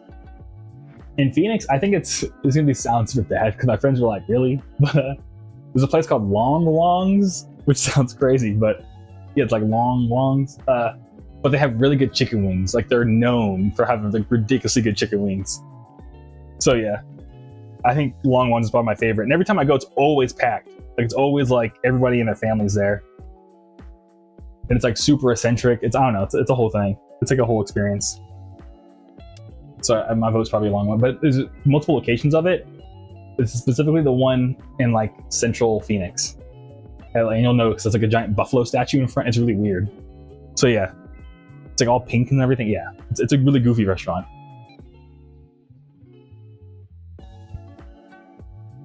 But best restaurant in LA, that's ridiculously tough.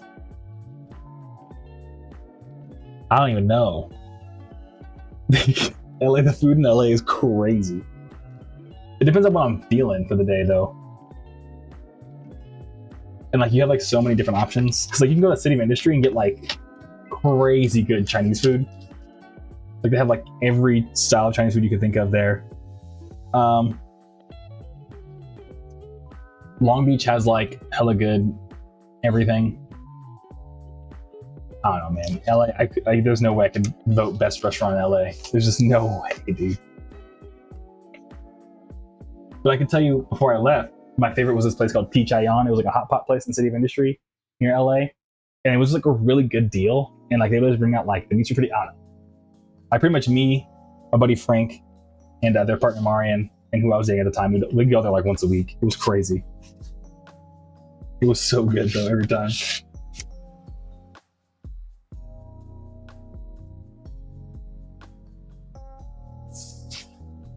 Ben says, woman who lived in Tennessee moved to Santa Clarita. Oh, sick. Yeah, I know Santa Clarita. Santa Clarita is like north of LA. It's like kind of like in the northwest part of LA, like near the valley. And then the byproduct says, I'll have to go there one day. Now I'm getting hungry. Yeah, I'm getting hungry too. I'm not gonna lie. I'll probably stop streaming in like a little under an hour, like 45 minutes, because I'm hungry already.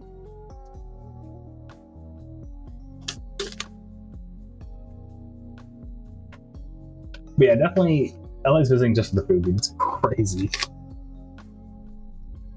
We got all the food. But on that note too, I've also been still doing my fitness stuff. And I mean, your weight isn't your only like number that tracks your health, but I lost, like, since I started going to the gym like regularly, I think I've lost like 15 pounds. So yeah. And who is it says you gotta time your hunger better? Yeah, I know. So I always try to stream now because I know everyone on the East Coast is it's like, what is it, like 10:42 for them right now. So I kind of have to stream during dinner time just to like, because what I do afterwards, it would be like way too late. So yeah.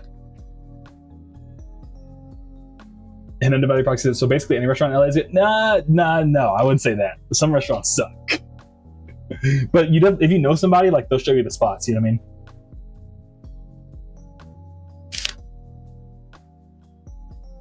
I wouldn't go that far, but like in terms of like, I don't know, there's just some spots that are just like, this is crazy good. And I've traveled the world quite a bit, I'm not gonna lie. I've been to like Japan, I've been to South Africa, I've been to Berlin, Germany, I've been to New York City, I've been kind of all over. Portland, Seattle. LA is kind of undefeated in food, I'm not gonna lie. Japan's actually pretty good too though, I'm not gonna lie. But the thing about Japan is, keeping it real, I'm about to get canceled. But real quick, Subadale, thank you for the congrats. I appreciate you, dog. But about to get canceled. But I was in Tokyo for a week, and I would say LA has better food. But the reason is, I think Japanese food is better than Japan, yeah. But it's all Japanese food. You know what I mean?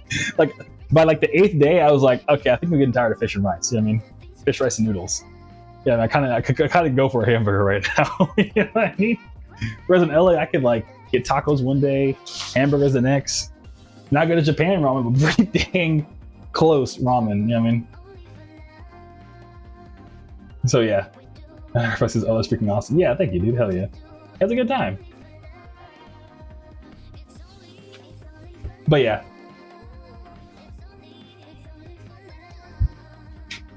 What was I gonna say? But yeah. They don't have any opinion. Has y'all been to Japan? Everybody watching? Have we talked about it? Am I the only one? I feel like we've had a bunch of people pop through here before and be like, I've been to Japan. I can't wait to go back. Stuff like that. Where does someone want to go? Yeah. Yeah, I'm sending you well wishes to go to Japan.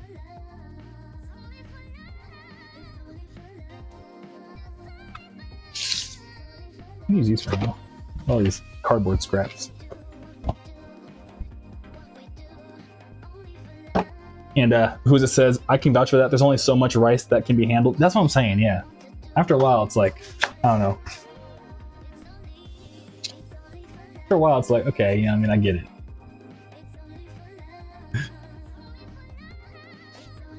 And Undivided Park says, if you come back to Oregon, you should go to Bend, Oregon. Yeah, I haven't been to Bend. I've been to Hillsboro and Portland. I have a lot of friends in Portland. But yeah, where's Bend at again? Let me check. But one thing I regret though is every time I go to Portland, I'm always like, I want to stop by Burgerville. Is it Burgerville or Burger Town? It's one of those. But every time I go, I'm like, I want to try that burger place, but then I'm not going. Where is Bend?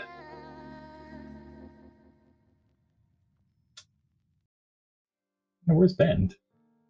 I know Bend's like it's a city out there. Oh, it's far. Okay, it's ways. Yeah, it's called Burgerville now. Yeah. Yeah, I've always gone through Portland.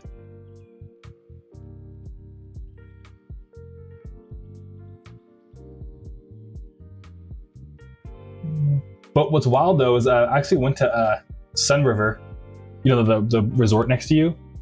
I've been to Sun River before though, so I guess I wasn't that far from Bend.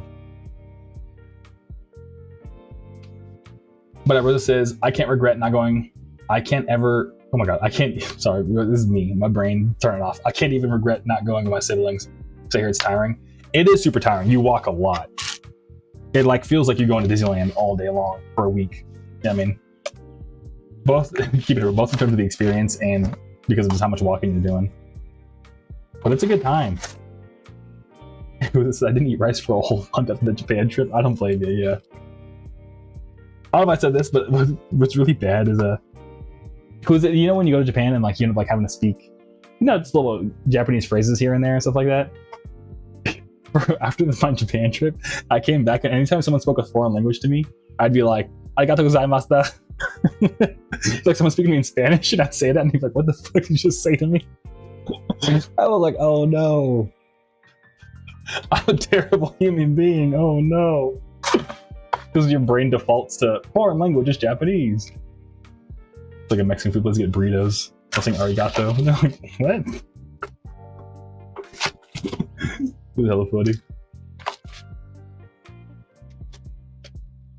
And the Undivided says Bend, Oregon's in the middle. Yeah. I'll look up on Google Maps real quick. I have like a second screen right here.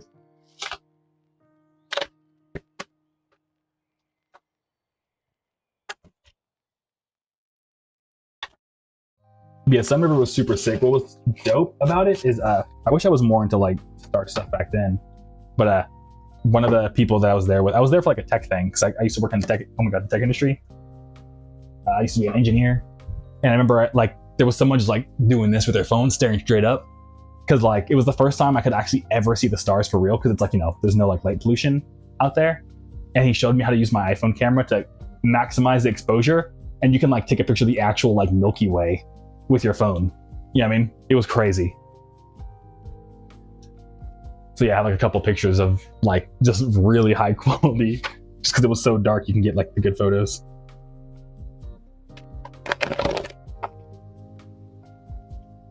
Who was it said the same thing happened at Cracker Barrel with my parents and my mom straight up said, "Stop, English only, no more Japanese." That's funny. At a Cracker Barrel, that's hilarious.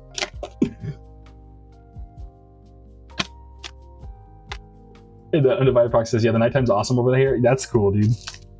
Yeah, I didn't know how like beautiful the sky was at night. Because I always grew up like, I grew up in Moreno Valley, which isn't like LA, but it's like, you know, still like LA metro area technically. But even then, like, you know, the light pollution's so crazy. Like you look up in the sky, it's just like haze. It's like smog. You could see maybe like a star or two, but it's like really dim. We just moved to Arizona where it's still like tons of light pollution. And I'm like, I could see stars out here. Like I could very clearly see like planets. Like that's crazy. So going to the Sun River, I was like, what the heck? I didn't know that was even possible. It's an every weekend sight in Southern California. Streets and highways transform into tracks. Yeah, Cracker Barrel is hilarious. That's like the most, to me, Cracker Barrel is like the most un-Japanese place you could possibly be. You know what I mean?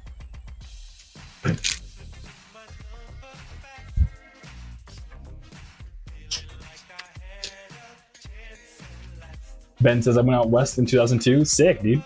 That's what's up. Did you do anything fun? And Undivided says, the lakes out here are pretty awesome too. Yeah.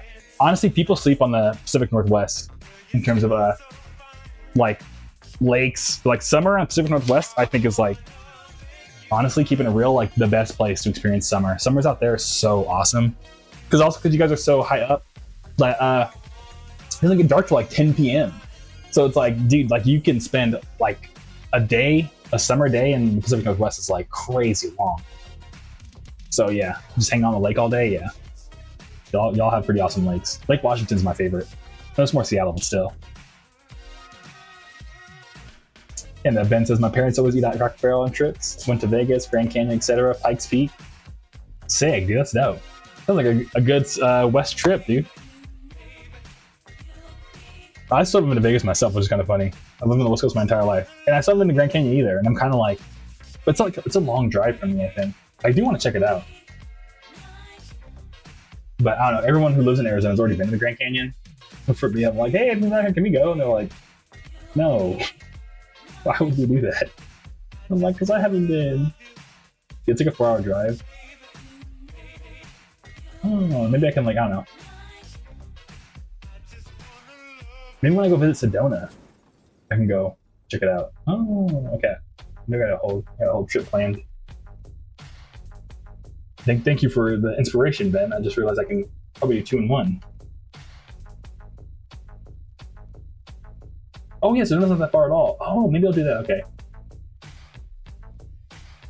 Yeah, so it looks like from where I'm at to get to Sedona, which is like another like really pretty Arizona place, it's like a 3-hour drive, and then Grand Canyon's like an hour from that. So I probably can like stay at Sedona for a night, visit the Grand Canyon, stay one more night, and then drive back home or something.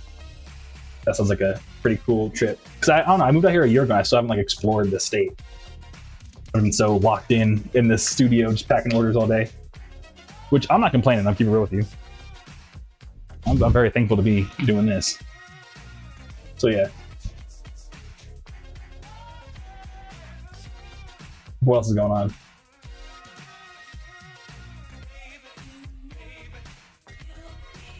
What's been trippy to see too is I meant to send this to my buddy. But what's wild is not to like throw shade or anyone, I just find it like interesting how like nostalgia moves. Because when I first started doing vaporwave stuff, it was like 80s nostalgia, and it slowly crept into 90s nostalgia, and then now like Y2K is a thing. But now I'm watching it where the other day I was watching some artist be like, I make like my own like little Y2K zine. It's like, you know, magazine, like, oh, I'll make my own Y2K zine. I sold out in the first minute, let's go. And I'm like, hell yeah, do your thing, you know what I mean? But what was wild is they said like, oh yeah, Y2K, I love the 2010s. And one of the comments was like, Y2K in the 2010s isn't Y2K 2000s? And they're like, no, like Y2K is like 2000s, 2010s aesthetic. It's like, it's slowly creeping to 2010s. And to me, I'm like, the children, they learn for Waka Flocka, dude. To me, 2010s is like Lex Luger, Waka Flocka. The children, they yearn for the mines, dude. They yearn for the Waka Flocka. Or like, what's 2010s to y'all? Like, what's when you think of 2010s aesthetic? That's what I just think of. Waka, I go hard in the paint. Everyone says there was influences still lurking around the 2010s, but I'm confused, not gonna lie. Yeah, it's just so keeping it real, like the way nostalgia works, is for some reason people are always nostalgic for 20 years before. Like that's why a lot of like 90s rap samples 70s music. Yeah, I mean, and like 2000s rap will oftentimes sample the 80s, yada yada. You know what I mean? So like now, because you know whatever Gen Alpha or whatever, they're coming up and they grew up during like the 2010s. Now they're like in their 20s and stuff like that. They're like, oh, I'm so, you know what I mean, nostalgic for the 2010s. So yeah, so that's when I was born. And Ben says, man, Waka Silla's concerts, dude, I would love to go to a Waka Flocka concert. That'd be so sick. And who is it says, I don't know, since 2010 was a blur to me. Honestly, same. To me, 2010s is just like, all I remember is just going, Flocka, Flocka, Flocka. Like just, that and skating. The skating and Waka Flocka references. And Little B. That was the thing that happened. Rosa says, I was surrounded by old tech as a kid, and 2010s, I think of like Wii's, PS3s and stuff. Yeah, true. And then to Ben's point, after 2006, the media got weird. It kind of did, yeah. So I feel like that was like the last console war. It was like 360, PS3, and Wii. And after that, everything kind of like, we got the Xbox One X, whatever. You know what I mean? PS4 was also pretty cool. Then the Switch came out right after Wii. No, it was the Wii U, and the Wii U was kind of like, yeah, you know what I mean. So yeah, at Ben's point, like that's when things started falling apart. Also, the very old memes are still, yeah, all like the Velociraptor and stuff like that, and hide your kids, hide your wife. Chocolate Rain was still like a thing. Epic Face, yeah, exactly. 2010s were a dime. The children, they yearn for it though, dude. They're yearning for it.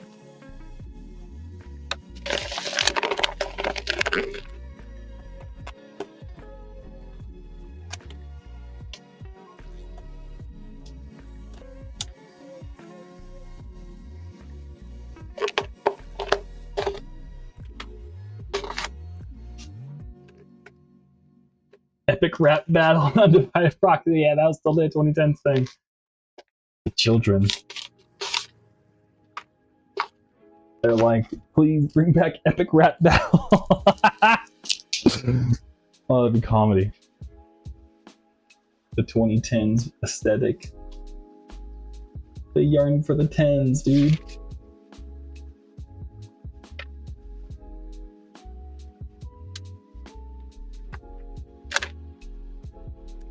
But yeah, so that was pretty trippy.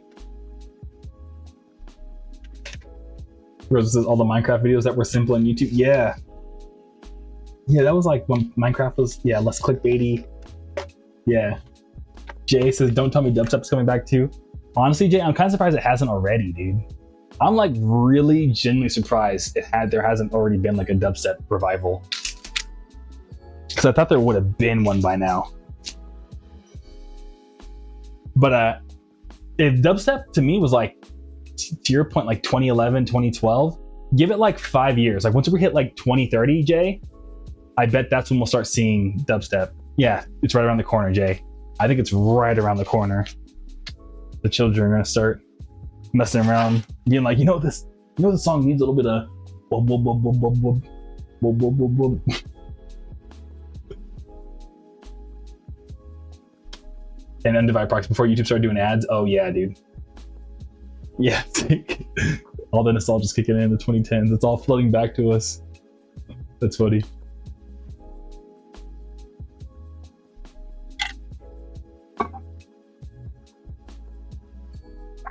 But yeah. Hey, Alex. New merch order from Alex. Thank you, Alex. If you're watching, let me know and I'll pack it right now. Hell yeah, Alex. Thank you. But Rosa says 2010s. I also think of electric music because my brother. Electric, like is that you mean electronic? My bad. Or is like specifically electric? I don't know. Maybe I'm being pedantic. My bad if I am.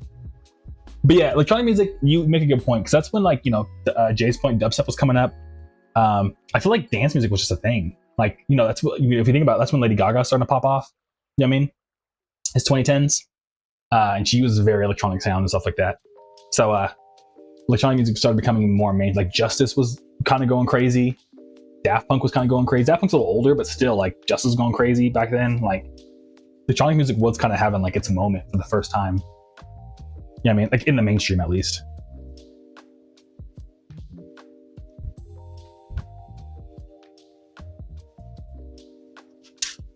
But Skyr says, I think dubstep was going to be a little difficult to revive just because of how saturated it was and how sick everyone got for it for a good while. Yeah, Skyr, that's the thing. So that's the thing about nostalgia, Skyr, is and to Jay's point, the thing about nostalgia is that you only remember the good parts. So all the good like Skrillex dubstep and like the one-off like Call of Duty montage dubstep, that's what people are gonna remember. But all like the dubstep that's like more generic, like all like the goofy remixes that were like of its time, people will forget about all that. But the children are just gonna go back and search and find the good stuff and be like, I'm so nostalgic for the good stuff. You know what I mean? So that's the thing, is that me, you, Jay, Rose, we're all gonna be like, dubstep again, really? But the kids are only gonna get the cream of the crop, like just the frosting. You know what I mean? And that's what like goes popular. And because people nowadays can go into FL and just go crazy, they'll probably end up making like music only inspired by the good parts of dubstep, not the bad parts. So yeah. But Undivided Proxy says just wait until a TikTok video comes out with some sort of dubstep music. Oh yeah, it's coming. There's some kid right now, probably in like middle school, like I can't wait to get up to make dubstep. Yeah, dude. Hey Mothman, what up? Hello, hope you're having a good time. Yeah, I'm having a good time. You having a nice time, dude? How you doing? How's your day going? How was your yesterday?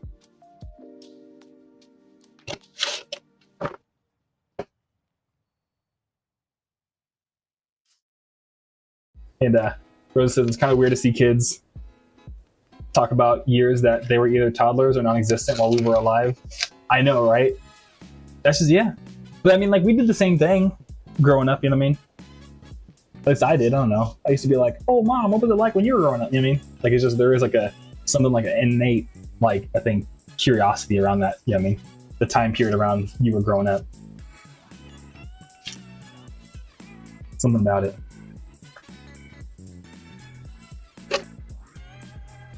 Like, I don't know. And she goes, yeah, I'm guilty of it. Okay, cool. You know what I mean? Like, we're all a little guilty of it. I, too, am guilty of it. Yeah, who is it? Yeah. But it's a good time, yeah. Nothing wrong with that, yeah.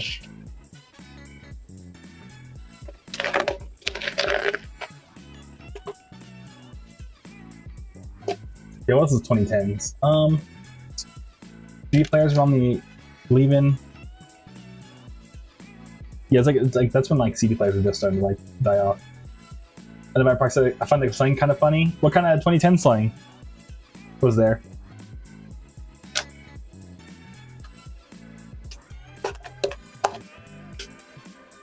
Yeah, I think also 2010s is when like the internet started popping up, so like those stores were starting to close and stuff like that. Yeah, I'm trying to think what happened. 2012? I wonder if it would be like 2012 nostalgia. That would be crazy. Kids being like, yo, the world was supposed to end in 2012? What the heck? Because that was they made a whole movie about it. Remember that?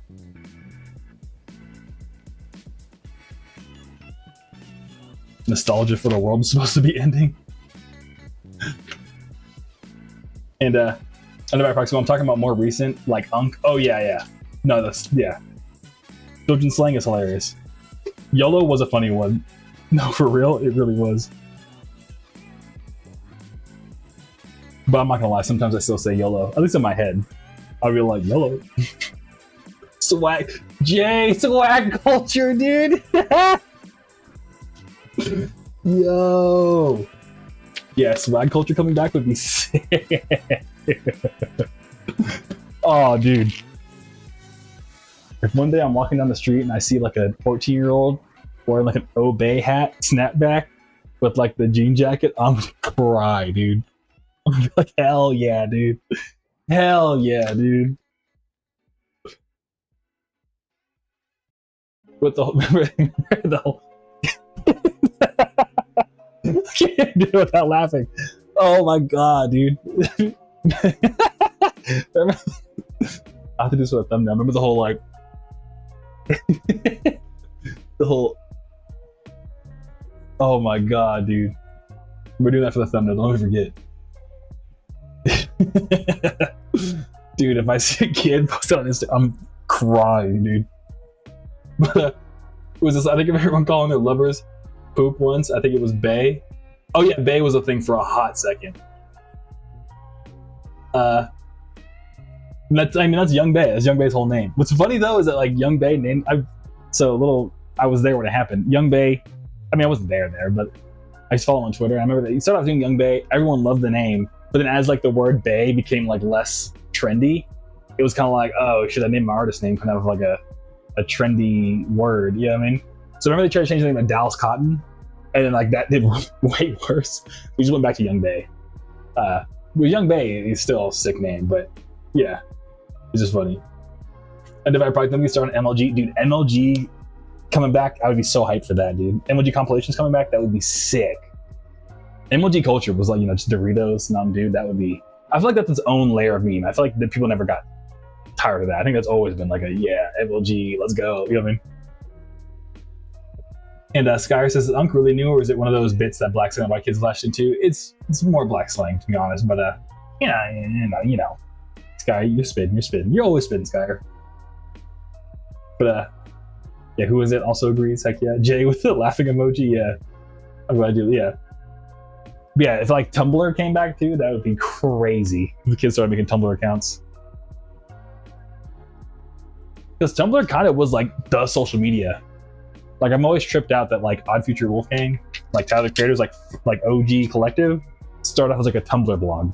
Like that's all he was really doing, was just running a music label off a Tumblr blog. Yeah, if Tumblr became back, that'd be super dope. But I doubt it though, because like I don't know. As much as like people are nostalgic for things like Tumblr, like I don't know, the social medias are just so like IV'd into like feeding you exactly what you want, so you never stop scrolling. I don't think kids gonna let go of Instagram.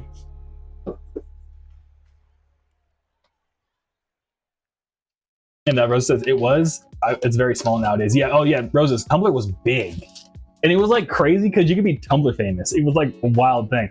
I remember once I even I was on Tumblr, dude. Tumblr was huge. I remember even following different people on Tumblr and actually ended up meeting like Tumblr people in person. Like my buddy started dating someone named everyone has his name, but her name was Yannette. And I followed someone, I forget what her Tumblr blog was, it was like It's Yannette or something like that. And then I remember like they started dating and I was like, what's your Tumblr? She's like, oh, It's Yannette. And I was like, I've been following you for like 2 years. I love your blog. You know what I mean? And I was like, you're Tumblr famous. But yeah, she low-key had like a little bit of a following on Tumblr. And I was like, oh, dude, your new girlfriend's Tumblr famous, bro. That's crazy. Like all in high school. But yeah. Undivided Proxy was like, that reminds me of MySpace. Yeah. Tumblr was kind of like after MySpace died, everyone went to Facebook. And like, if you were like, I don't want to be that guy, but if you were like, cool, you had a Tumblr as well. And like Tumblr was just like where you went to doom scroll, except it was more just like cool pictures. You know what I mean? It was kind of like the OG like discovery app. Because you know, like Instagram isn't really like social media anymore. It's like what they call it, engagement media, where you're meant to just like watch reels all day. Tumblr was like the OG, like, oh, just look at a bunch of cool pictures all day and like repost them and like write up like little like how you're feeling and like memes and stuff. Tumblr was kind of like the Tumblr walked, so like social media nowadays could run, you know what I mean? So yeah, Tumblr was sick, dude. You should. I wish y'all were there. I wish y'all were there. Tumblr was kind of sick.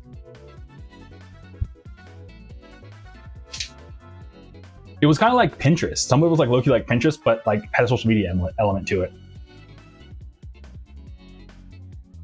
And who's it says Tumblr comes back around like that one raccoon that wants your trash every week? Yeah, pretty much. Yeah, Tumblr still, I remember like Yahoo bought it. It's still kind of relevant. Like I know some people still use Tumblr like almost like sarcastically. And they do kind of have like a little bit of a community on there still, but it's like not really like a place anymore these days. But hey, maybe we gotta bring it back. Maybe I'll start like a Groovy Kaiju Tumblr or something. That'd be kind of funny. For the jokes.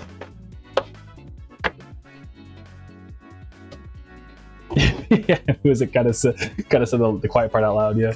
But real quick, Rosa says, it's a nice surprise to see creators on there like Markiplier. And Undivided Proxy says, Tom, yeah. Like, Markiplier has a Tumblr these days. But Tumblr had a recent incident where they were changing how likes function. And it's dumb. Oh, it's a bummer. Yeah, Tumblr, kept, can't stop shooting itself in the foot. Ever since they sold to Yahoo, it kind of like ruined the whole site. And to who is its point, I still use it, but it hasn't been the same since the ban of the NSFW stuff. Yeah, Tumblr was also a place where you find out how NSFW some of your close friends were in high school.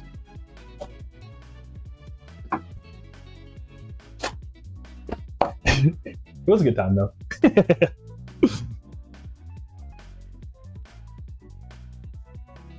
That's another thing too. Tumblr was very I feel like a lot of people like explored and learned who they were on Tumblr, which is pretty cool. They're not even like in terms of like they're looking at like, being a gooner, but like more just like, I don't know. I had like a lot of friends in high school that kind of came out to themselves through why do I see these things on Tumblr and they make me, feel some type of way? Or even just like, they've always felt that way, of course, but Tumblr was a way to be like, oh wow, okay, it's not weird that I feel this way towards this particular group of people. Yeah, so yeah, Tumblr was really cool.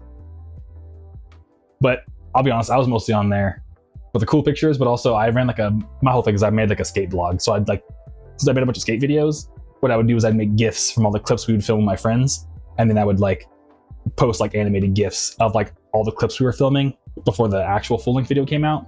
And yeah, some of our GIFs still, I heard, I have some friends that still use some, but they're like, yeah, dude, to this day, sometimes little things you made in high school still pop up. They still get some traction or people repost them and stuff like that. I'm like, hey.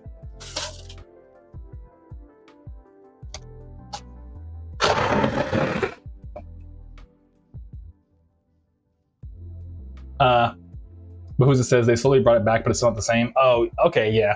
That's the thing, yeah. They just got a lot more. Yeah, I heard that after, because everyone that was going to Tumblr before that all left, so then all the good stuff, they took the good stuff with them.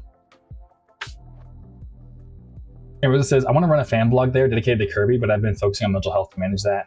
Yeah, no, I feel that, yeah. You gotta focus on yourself first. Because I have a friend too that recently also does a bunch of what's it called, stuff, and she's been talking about taking a break.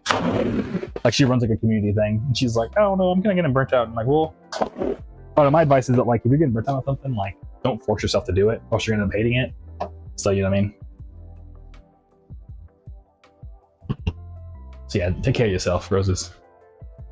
But Roses says it's fun seeing fan blogs on there, theme dedicated blogs for your skating gifts. Yeah, exactly. Thank you, Roses. Yeah. In fact, I shared it in Monster Kingdom, but one thing I'm gonna do is I'm actually gonna make. I have Torch2424 is my Instagram, and then the Groovy Kaiju Instagram is just go to Torch2424 instead. I want to make the Groovy Kaiju Instagram actually its own community page. I want to call it, where I'm gonna have people just pretty much. I'm gonna have Kimberly help me just run a Tumblr blog for Groovy Kaiju on the official account, where I want to get offer people a way to just be hey, do you make art? Make art and just put my music on it for some weird reason, and I'll repost it. Plug it. You know what I mean? Just so I can share the love with everybody. But yeah. But Undivided Proxy says, can you post those GIFs on here for everybody to use? Oh, I don't think I have them anymore. Because after Tumblr changed so many technology hands, I remember it was xa-skate.tumblr.com. But yeah, it's not even up anymore. Yeah, I just typed it in and it said, cannot be found. But yeah, I had to look for it. But yeah, it was called XA Skate, dude. It's the letter X, letter A, and then skate. But Rosa says, that would be cool. Yeah, Rosa, thank you. But yeah, it's the next thing I'm having Kimberly work on, when she comes back to work on Monday. That's the big thing I'm having her do is, yeah, I'm giving her a budget and everything to get some stuff made, just so we can run a Groovy Kaiju Tumblr on Instagram, if that makes sense. That's probably the best way to describe it.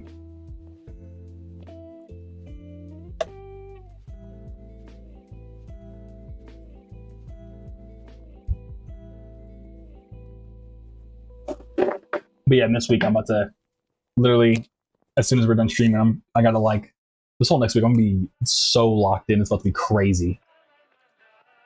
So I'm super behind on the whole birthday sale thing I've been working on. So yeah, gonna be Kimberly doing the community page and me just hermit mode for the next 7 days. Well, you'll see me on Tuesday still for the stream, but yeah. After that, everyone gonna be MIA.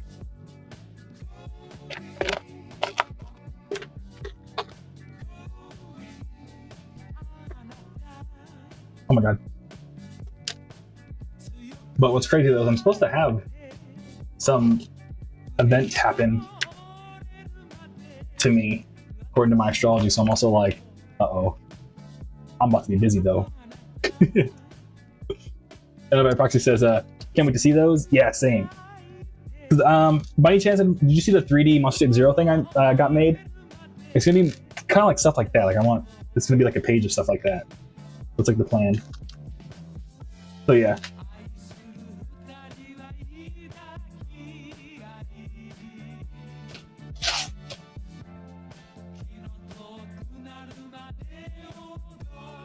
And it says just as long as the event's not crazy, the odds are in your favor. Yeah, exactly. I think it's gonna be more like I have to like talk. Like I think someone's gonna reach out and be like, "Can we have a talk?" And be like, "Oh shit, no, I'm busy." You know what I mean? That's what I'm like afraid of.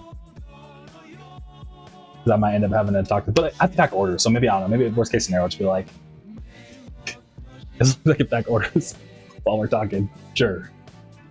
But yeah. It's like, no, we gotta hang out unless you can come to my house. Hang out, we won't have back orders.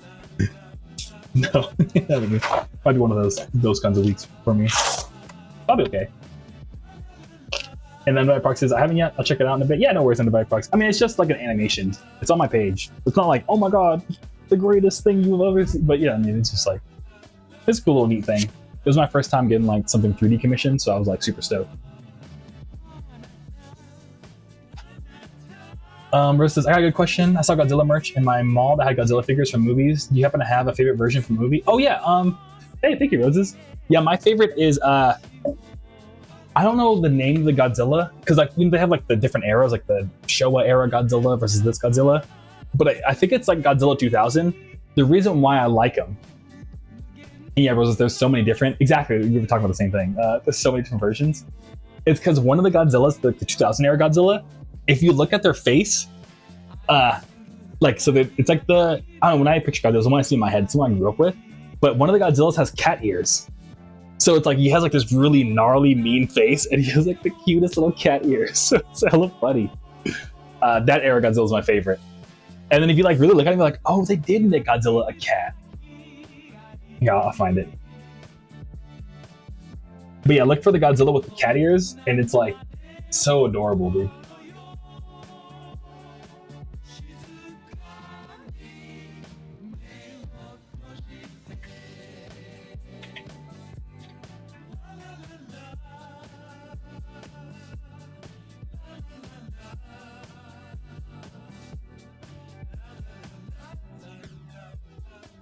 Yeah. What era Godzilla is it though?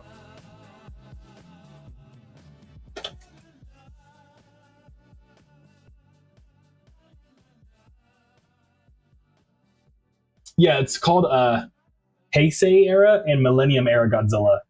It's like not like big cat ears, but they're like little like points where their ears should be, and they look very cat-like. And it's like, oh.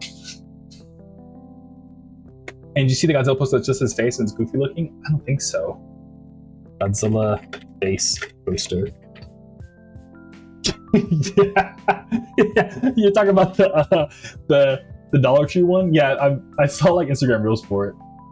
I just looked it up. It is really goofy. That's hilarious. Yeah. I had to go to a dollar store and grab it. Put it in my house. Yeah, I would love to troll people. But in fact, let me show you the Godzilla. I have a Godzilla statue. Hi. Hi. Talking to my cats. Ugh.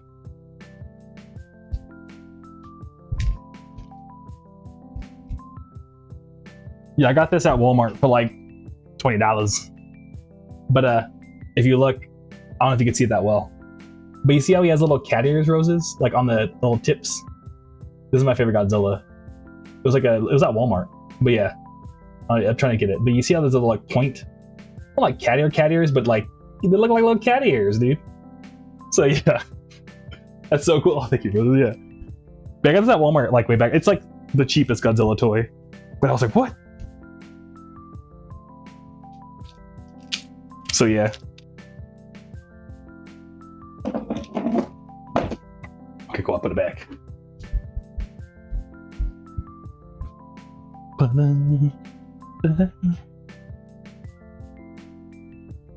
remember how now my brother had one once and it was sadly. Oh no, yeah. How come it got thrown out? I have a giant. I guess I'm showing stuff. Speaking of Kirby, let me show you my. I don't know if I've ever shown you this. I think I've told you about it before, Roses. I don't know if I showed it to you. What's up, Dio?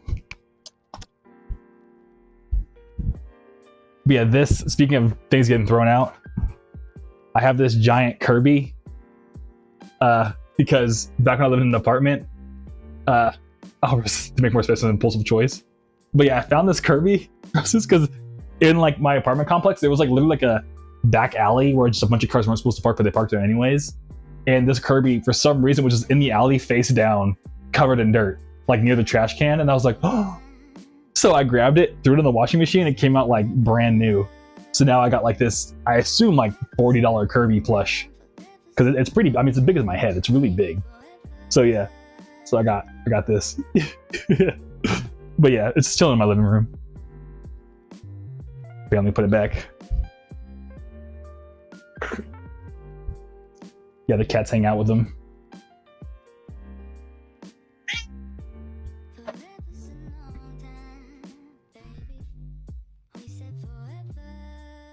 But yeah, so I'm hyped on that. And it reminds me of the video Kirby falling. Oh yeah, I know what you're talking about. Yeah. Yeah, it's hella funny. This is such a random deep cut thing, but have y'all ever seen the video of oh, I heard a meow. Yeah, it's my two cats. They're asleep in the living room. One of them woke up. They were like, "What are you doing out here?" So yeah, it was a Dio. Yeah, I don't want to pick him up. I know he's trying to sleep. But yeah, my cats are nocturnal. They're up at like 3 in the morning doing backflips around the kitchen while I'm asleep. Well, actually, I'm kind of nocturnal too, so I'm not gonna lie. But need another CD.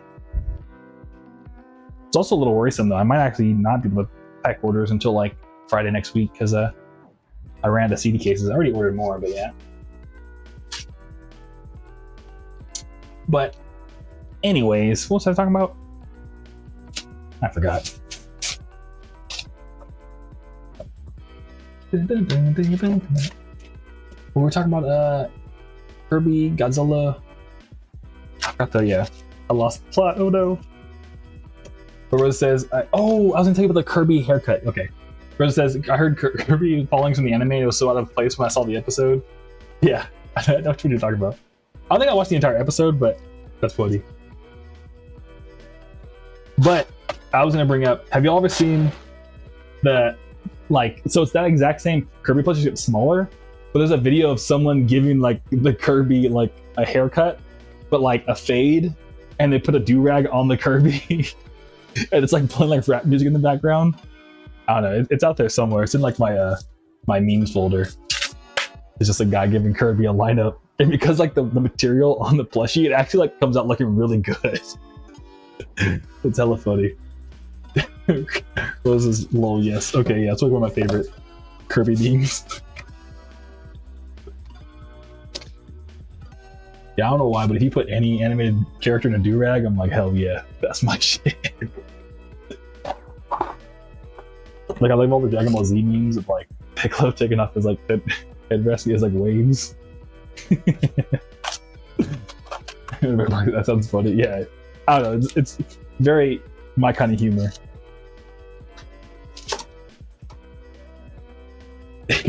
Yeah, this guy makes it funny. Kirby with realistic feet is also hella funny.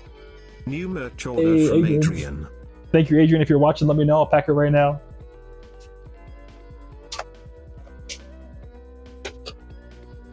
And if I want to watch Boondocks, yeah, Boondocks is great, dude. And Rose says that one is cursed. The Kirby with feet. Rose says there's a bootleg plush with removable feet. That's crazy. Why did they do this? Who said this was okay?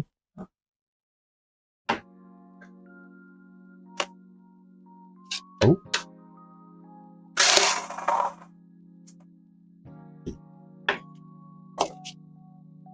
But yeah. But I also saw Night Tempo's going on tour in Tokyo. That's pretty sick. Shouts out to them doing that. Did y'all see the people who climbed the Empire State Building? That was crazy. I was like, dang. But I'm not gonna, I mean, I can't climb giant buildings, but this is maybe like the dumbest thing to notice. But it took me so long to read the message on the flag. Because I'd read it, I'm like, what's this trying to say? It was like a riddle. You know what I mean? Oh, maybe I'm just dumb, but every time I try to read it, I'd be like, the power of love beats the love of power.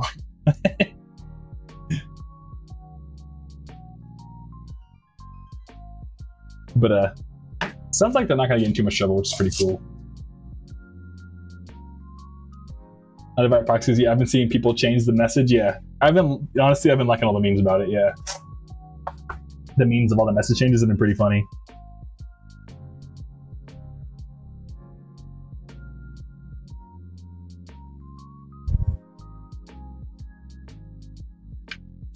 Yeah, I love how quick people are with memes and stuff. I always respect people who are like on it.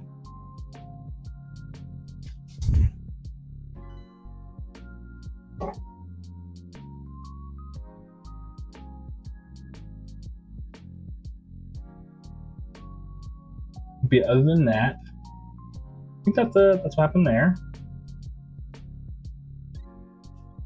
And then what else? Dun, dun, dun.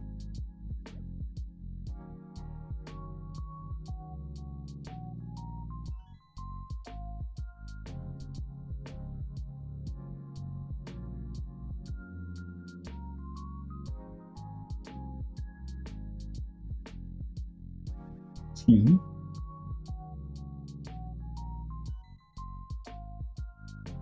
Oh yeah, I was watching a bunch of videos on like AI not too long ago too.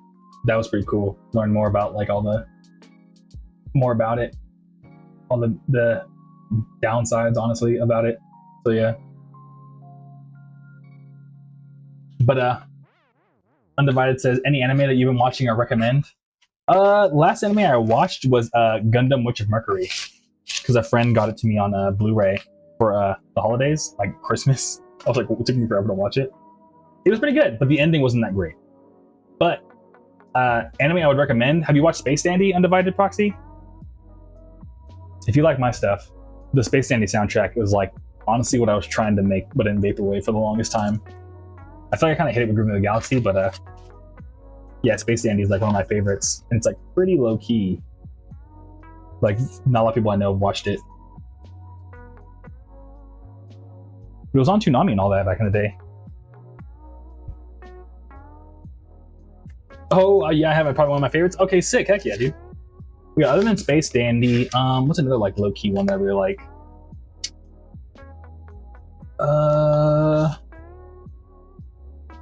This one's kind of like...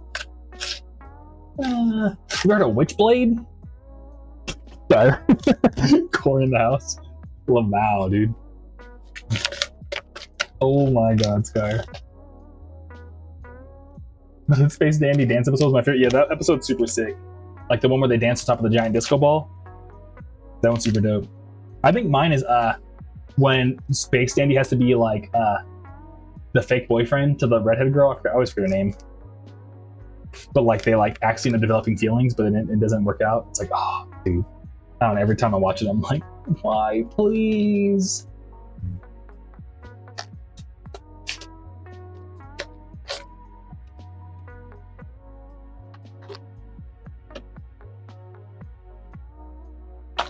And Undivided says, oh yeah, that's another going. Yeah, good one, yeah.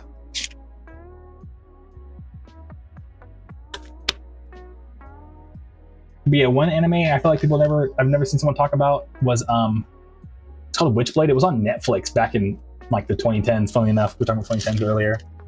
It's low-key kind of like Kill la Kill, where like, you know, if someone were to walk in on you watching it, they'd be like, what are you watching, bro? You know what I mean? But that one's pretty good. It's about like a mom who has like to get some like evil powers to like save their daughter. It's really crazy. It's actually like a really good story, but yeah. Witchblade kind of slaps.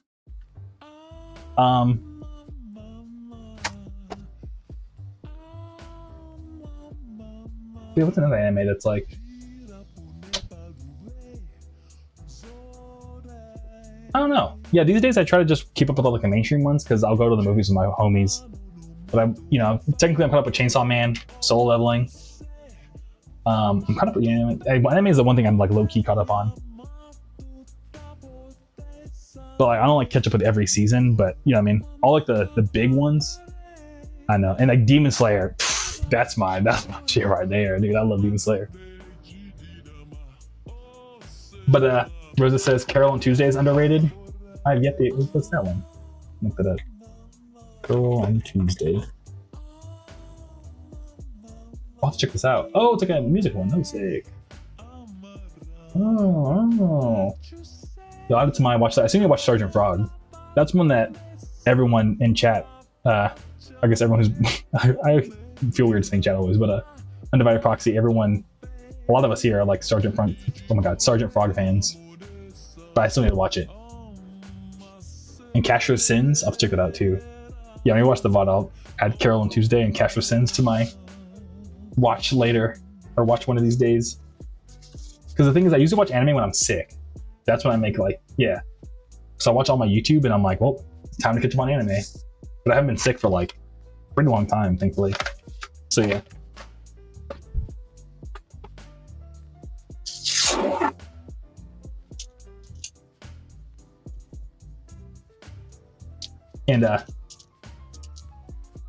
And Rosa says, I want you to see it first, Lil, actually. I'm remembering the story it's crazy to look back on. Sergeant Frog or Carol on Tuesday?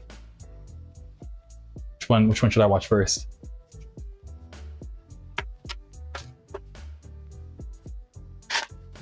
And Rosa says, I still gotta get through Saint Seiya. Carol on Tuesday? Okay, sick, Roses. Yeah, when I watch the VOD, I'll take the notes. Anime notes. I haven't heard of Saint Seiya either. Look it up. Put the sticky stuff on this.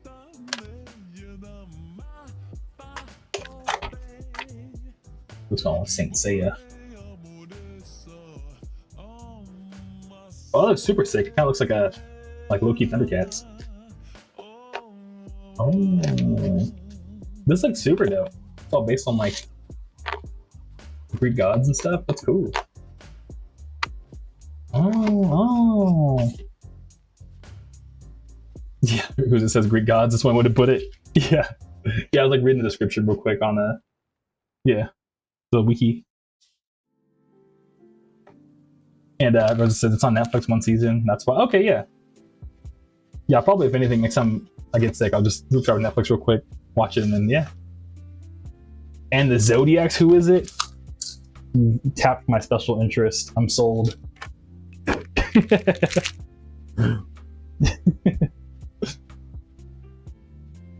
But yeah, sick.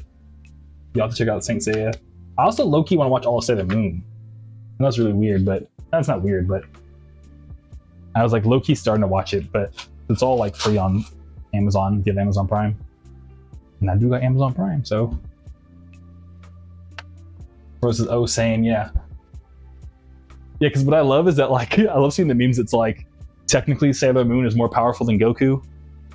I'm like, I need to understand why Sailor Moon could defeat Goku in a battle. Because to me that's hilarious.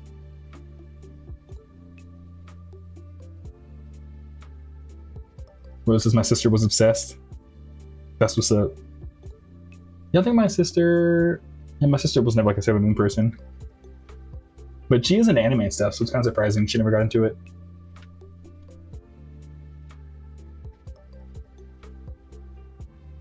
But yeah. But I think we'll go ahead and make this the last CD, and then we'll probably call it. And we're gonna do the Tumblr swag face as the thumbnail. One last time.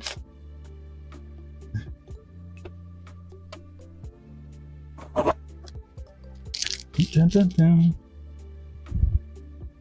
But yeah, thank y'all so much.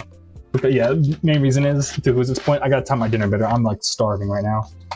I'm gonna feed my cats because they always gotta eat first before me, or else they're gonna scream at me nonstop. So I'm gonna do the litter box, feed my cats, and then feed myself. I'm about to eat some barbecue chicken sandwiches. I'm so excited. And the very proxy says you gotta give Mariko-chan a watch. Okay, I'll check it out. Yeah, dude. Yeah, when I watch the VOD, I like, I take notes every time. So I have like a list of like anime recommended to me through chat already. Yeah, thank you, man. I appreciate it. And Rosa says, quick question, has your cats walked in this room over food? They haven't. Well, not the stream, but yeah, sometimes what'll happen is if I sleep in too late, what they'll do is they'll just wait in front of my door and just like, meow, meow. But I'll sleep through it. I'm a heavy sleeper, so I'll just sleep through them being like, meow, like screaming. And then, but when I finally get up and open the door, they're already right there just waiting. And they'll like run in to be like, what's in here? And it's like, the food's not in here. Just cause, what are you guys even doing, dude? You know what I mean? There's, I don't know, being silly.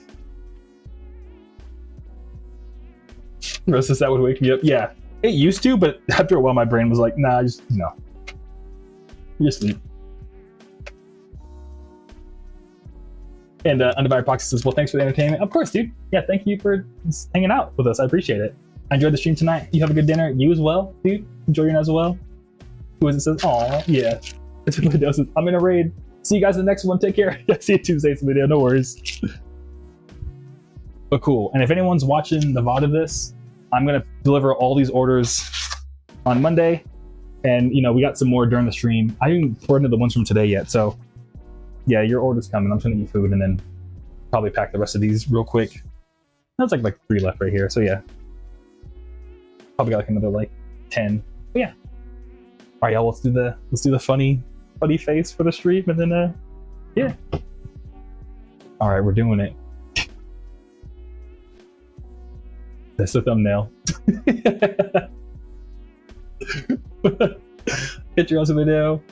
Get you around. Who is it? Oh, let me close these. Good night, Skyer. Get your own Skyer. Beat you to it. Yeah, thanks for hanging out. Yeah, we're streaming again on Tuesday, by the way. Yeah, we're still stepping ahead of the trends, Jay. Exactly, dude. Yeah, thanks for stopping by, Jay. I'll catch you around too. Catch you around Undivided Proxy. Catch you around. Always in the room already left. So yeah, I think that's all of us. For anyone else, I just scrolled through chat real quick. I appreciate everyone who hung out with us today. And yeah. And YOLO. Yeah, we're streaming again on Tuesday. If you're free, like Tuesday around 5 p.m. Pacific. And yeah, catch you then. All right. Oh yeah, catch you around, Ben. Yeah, take it easy, y'all. Enjoy your night. Peace.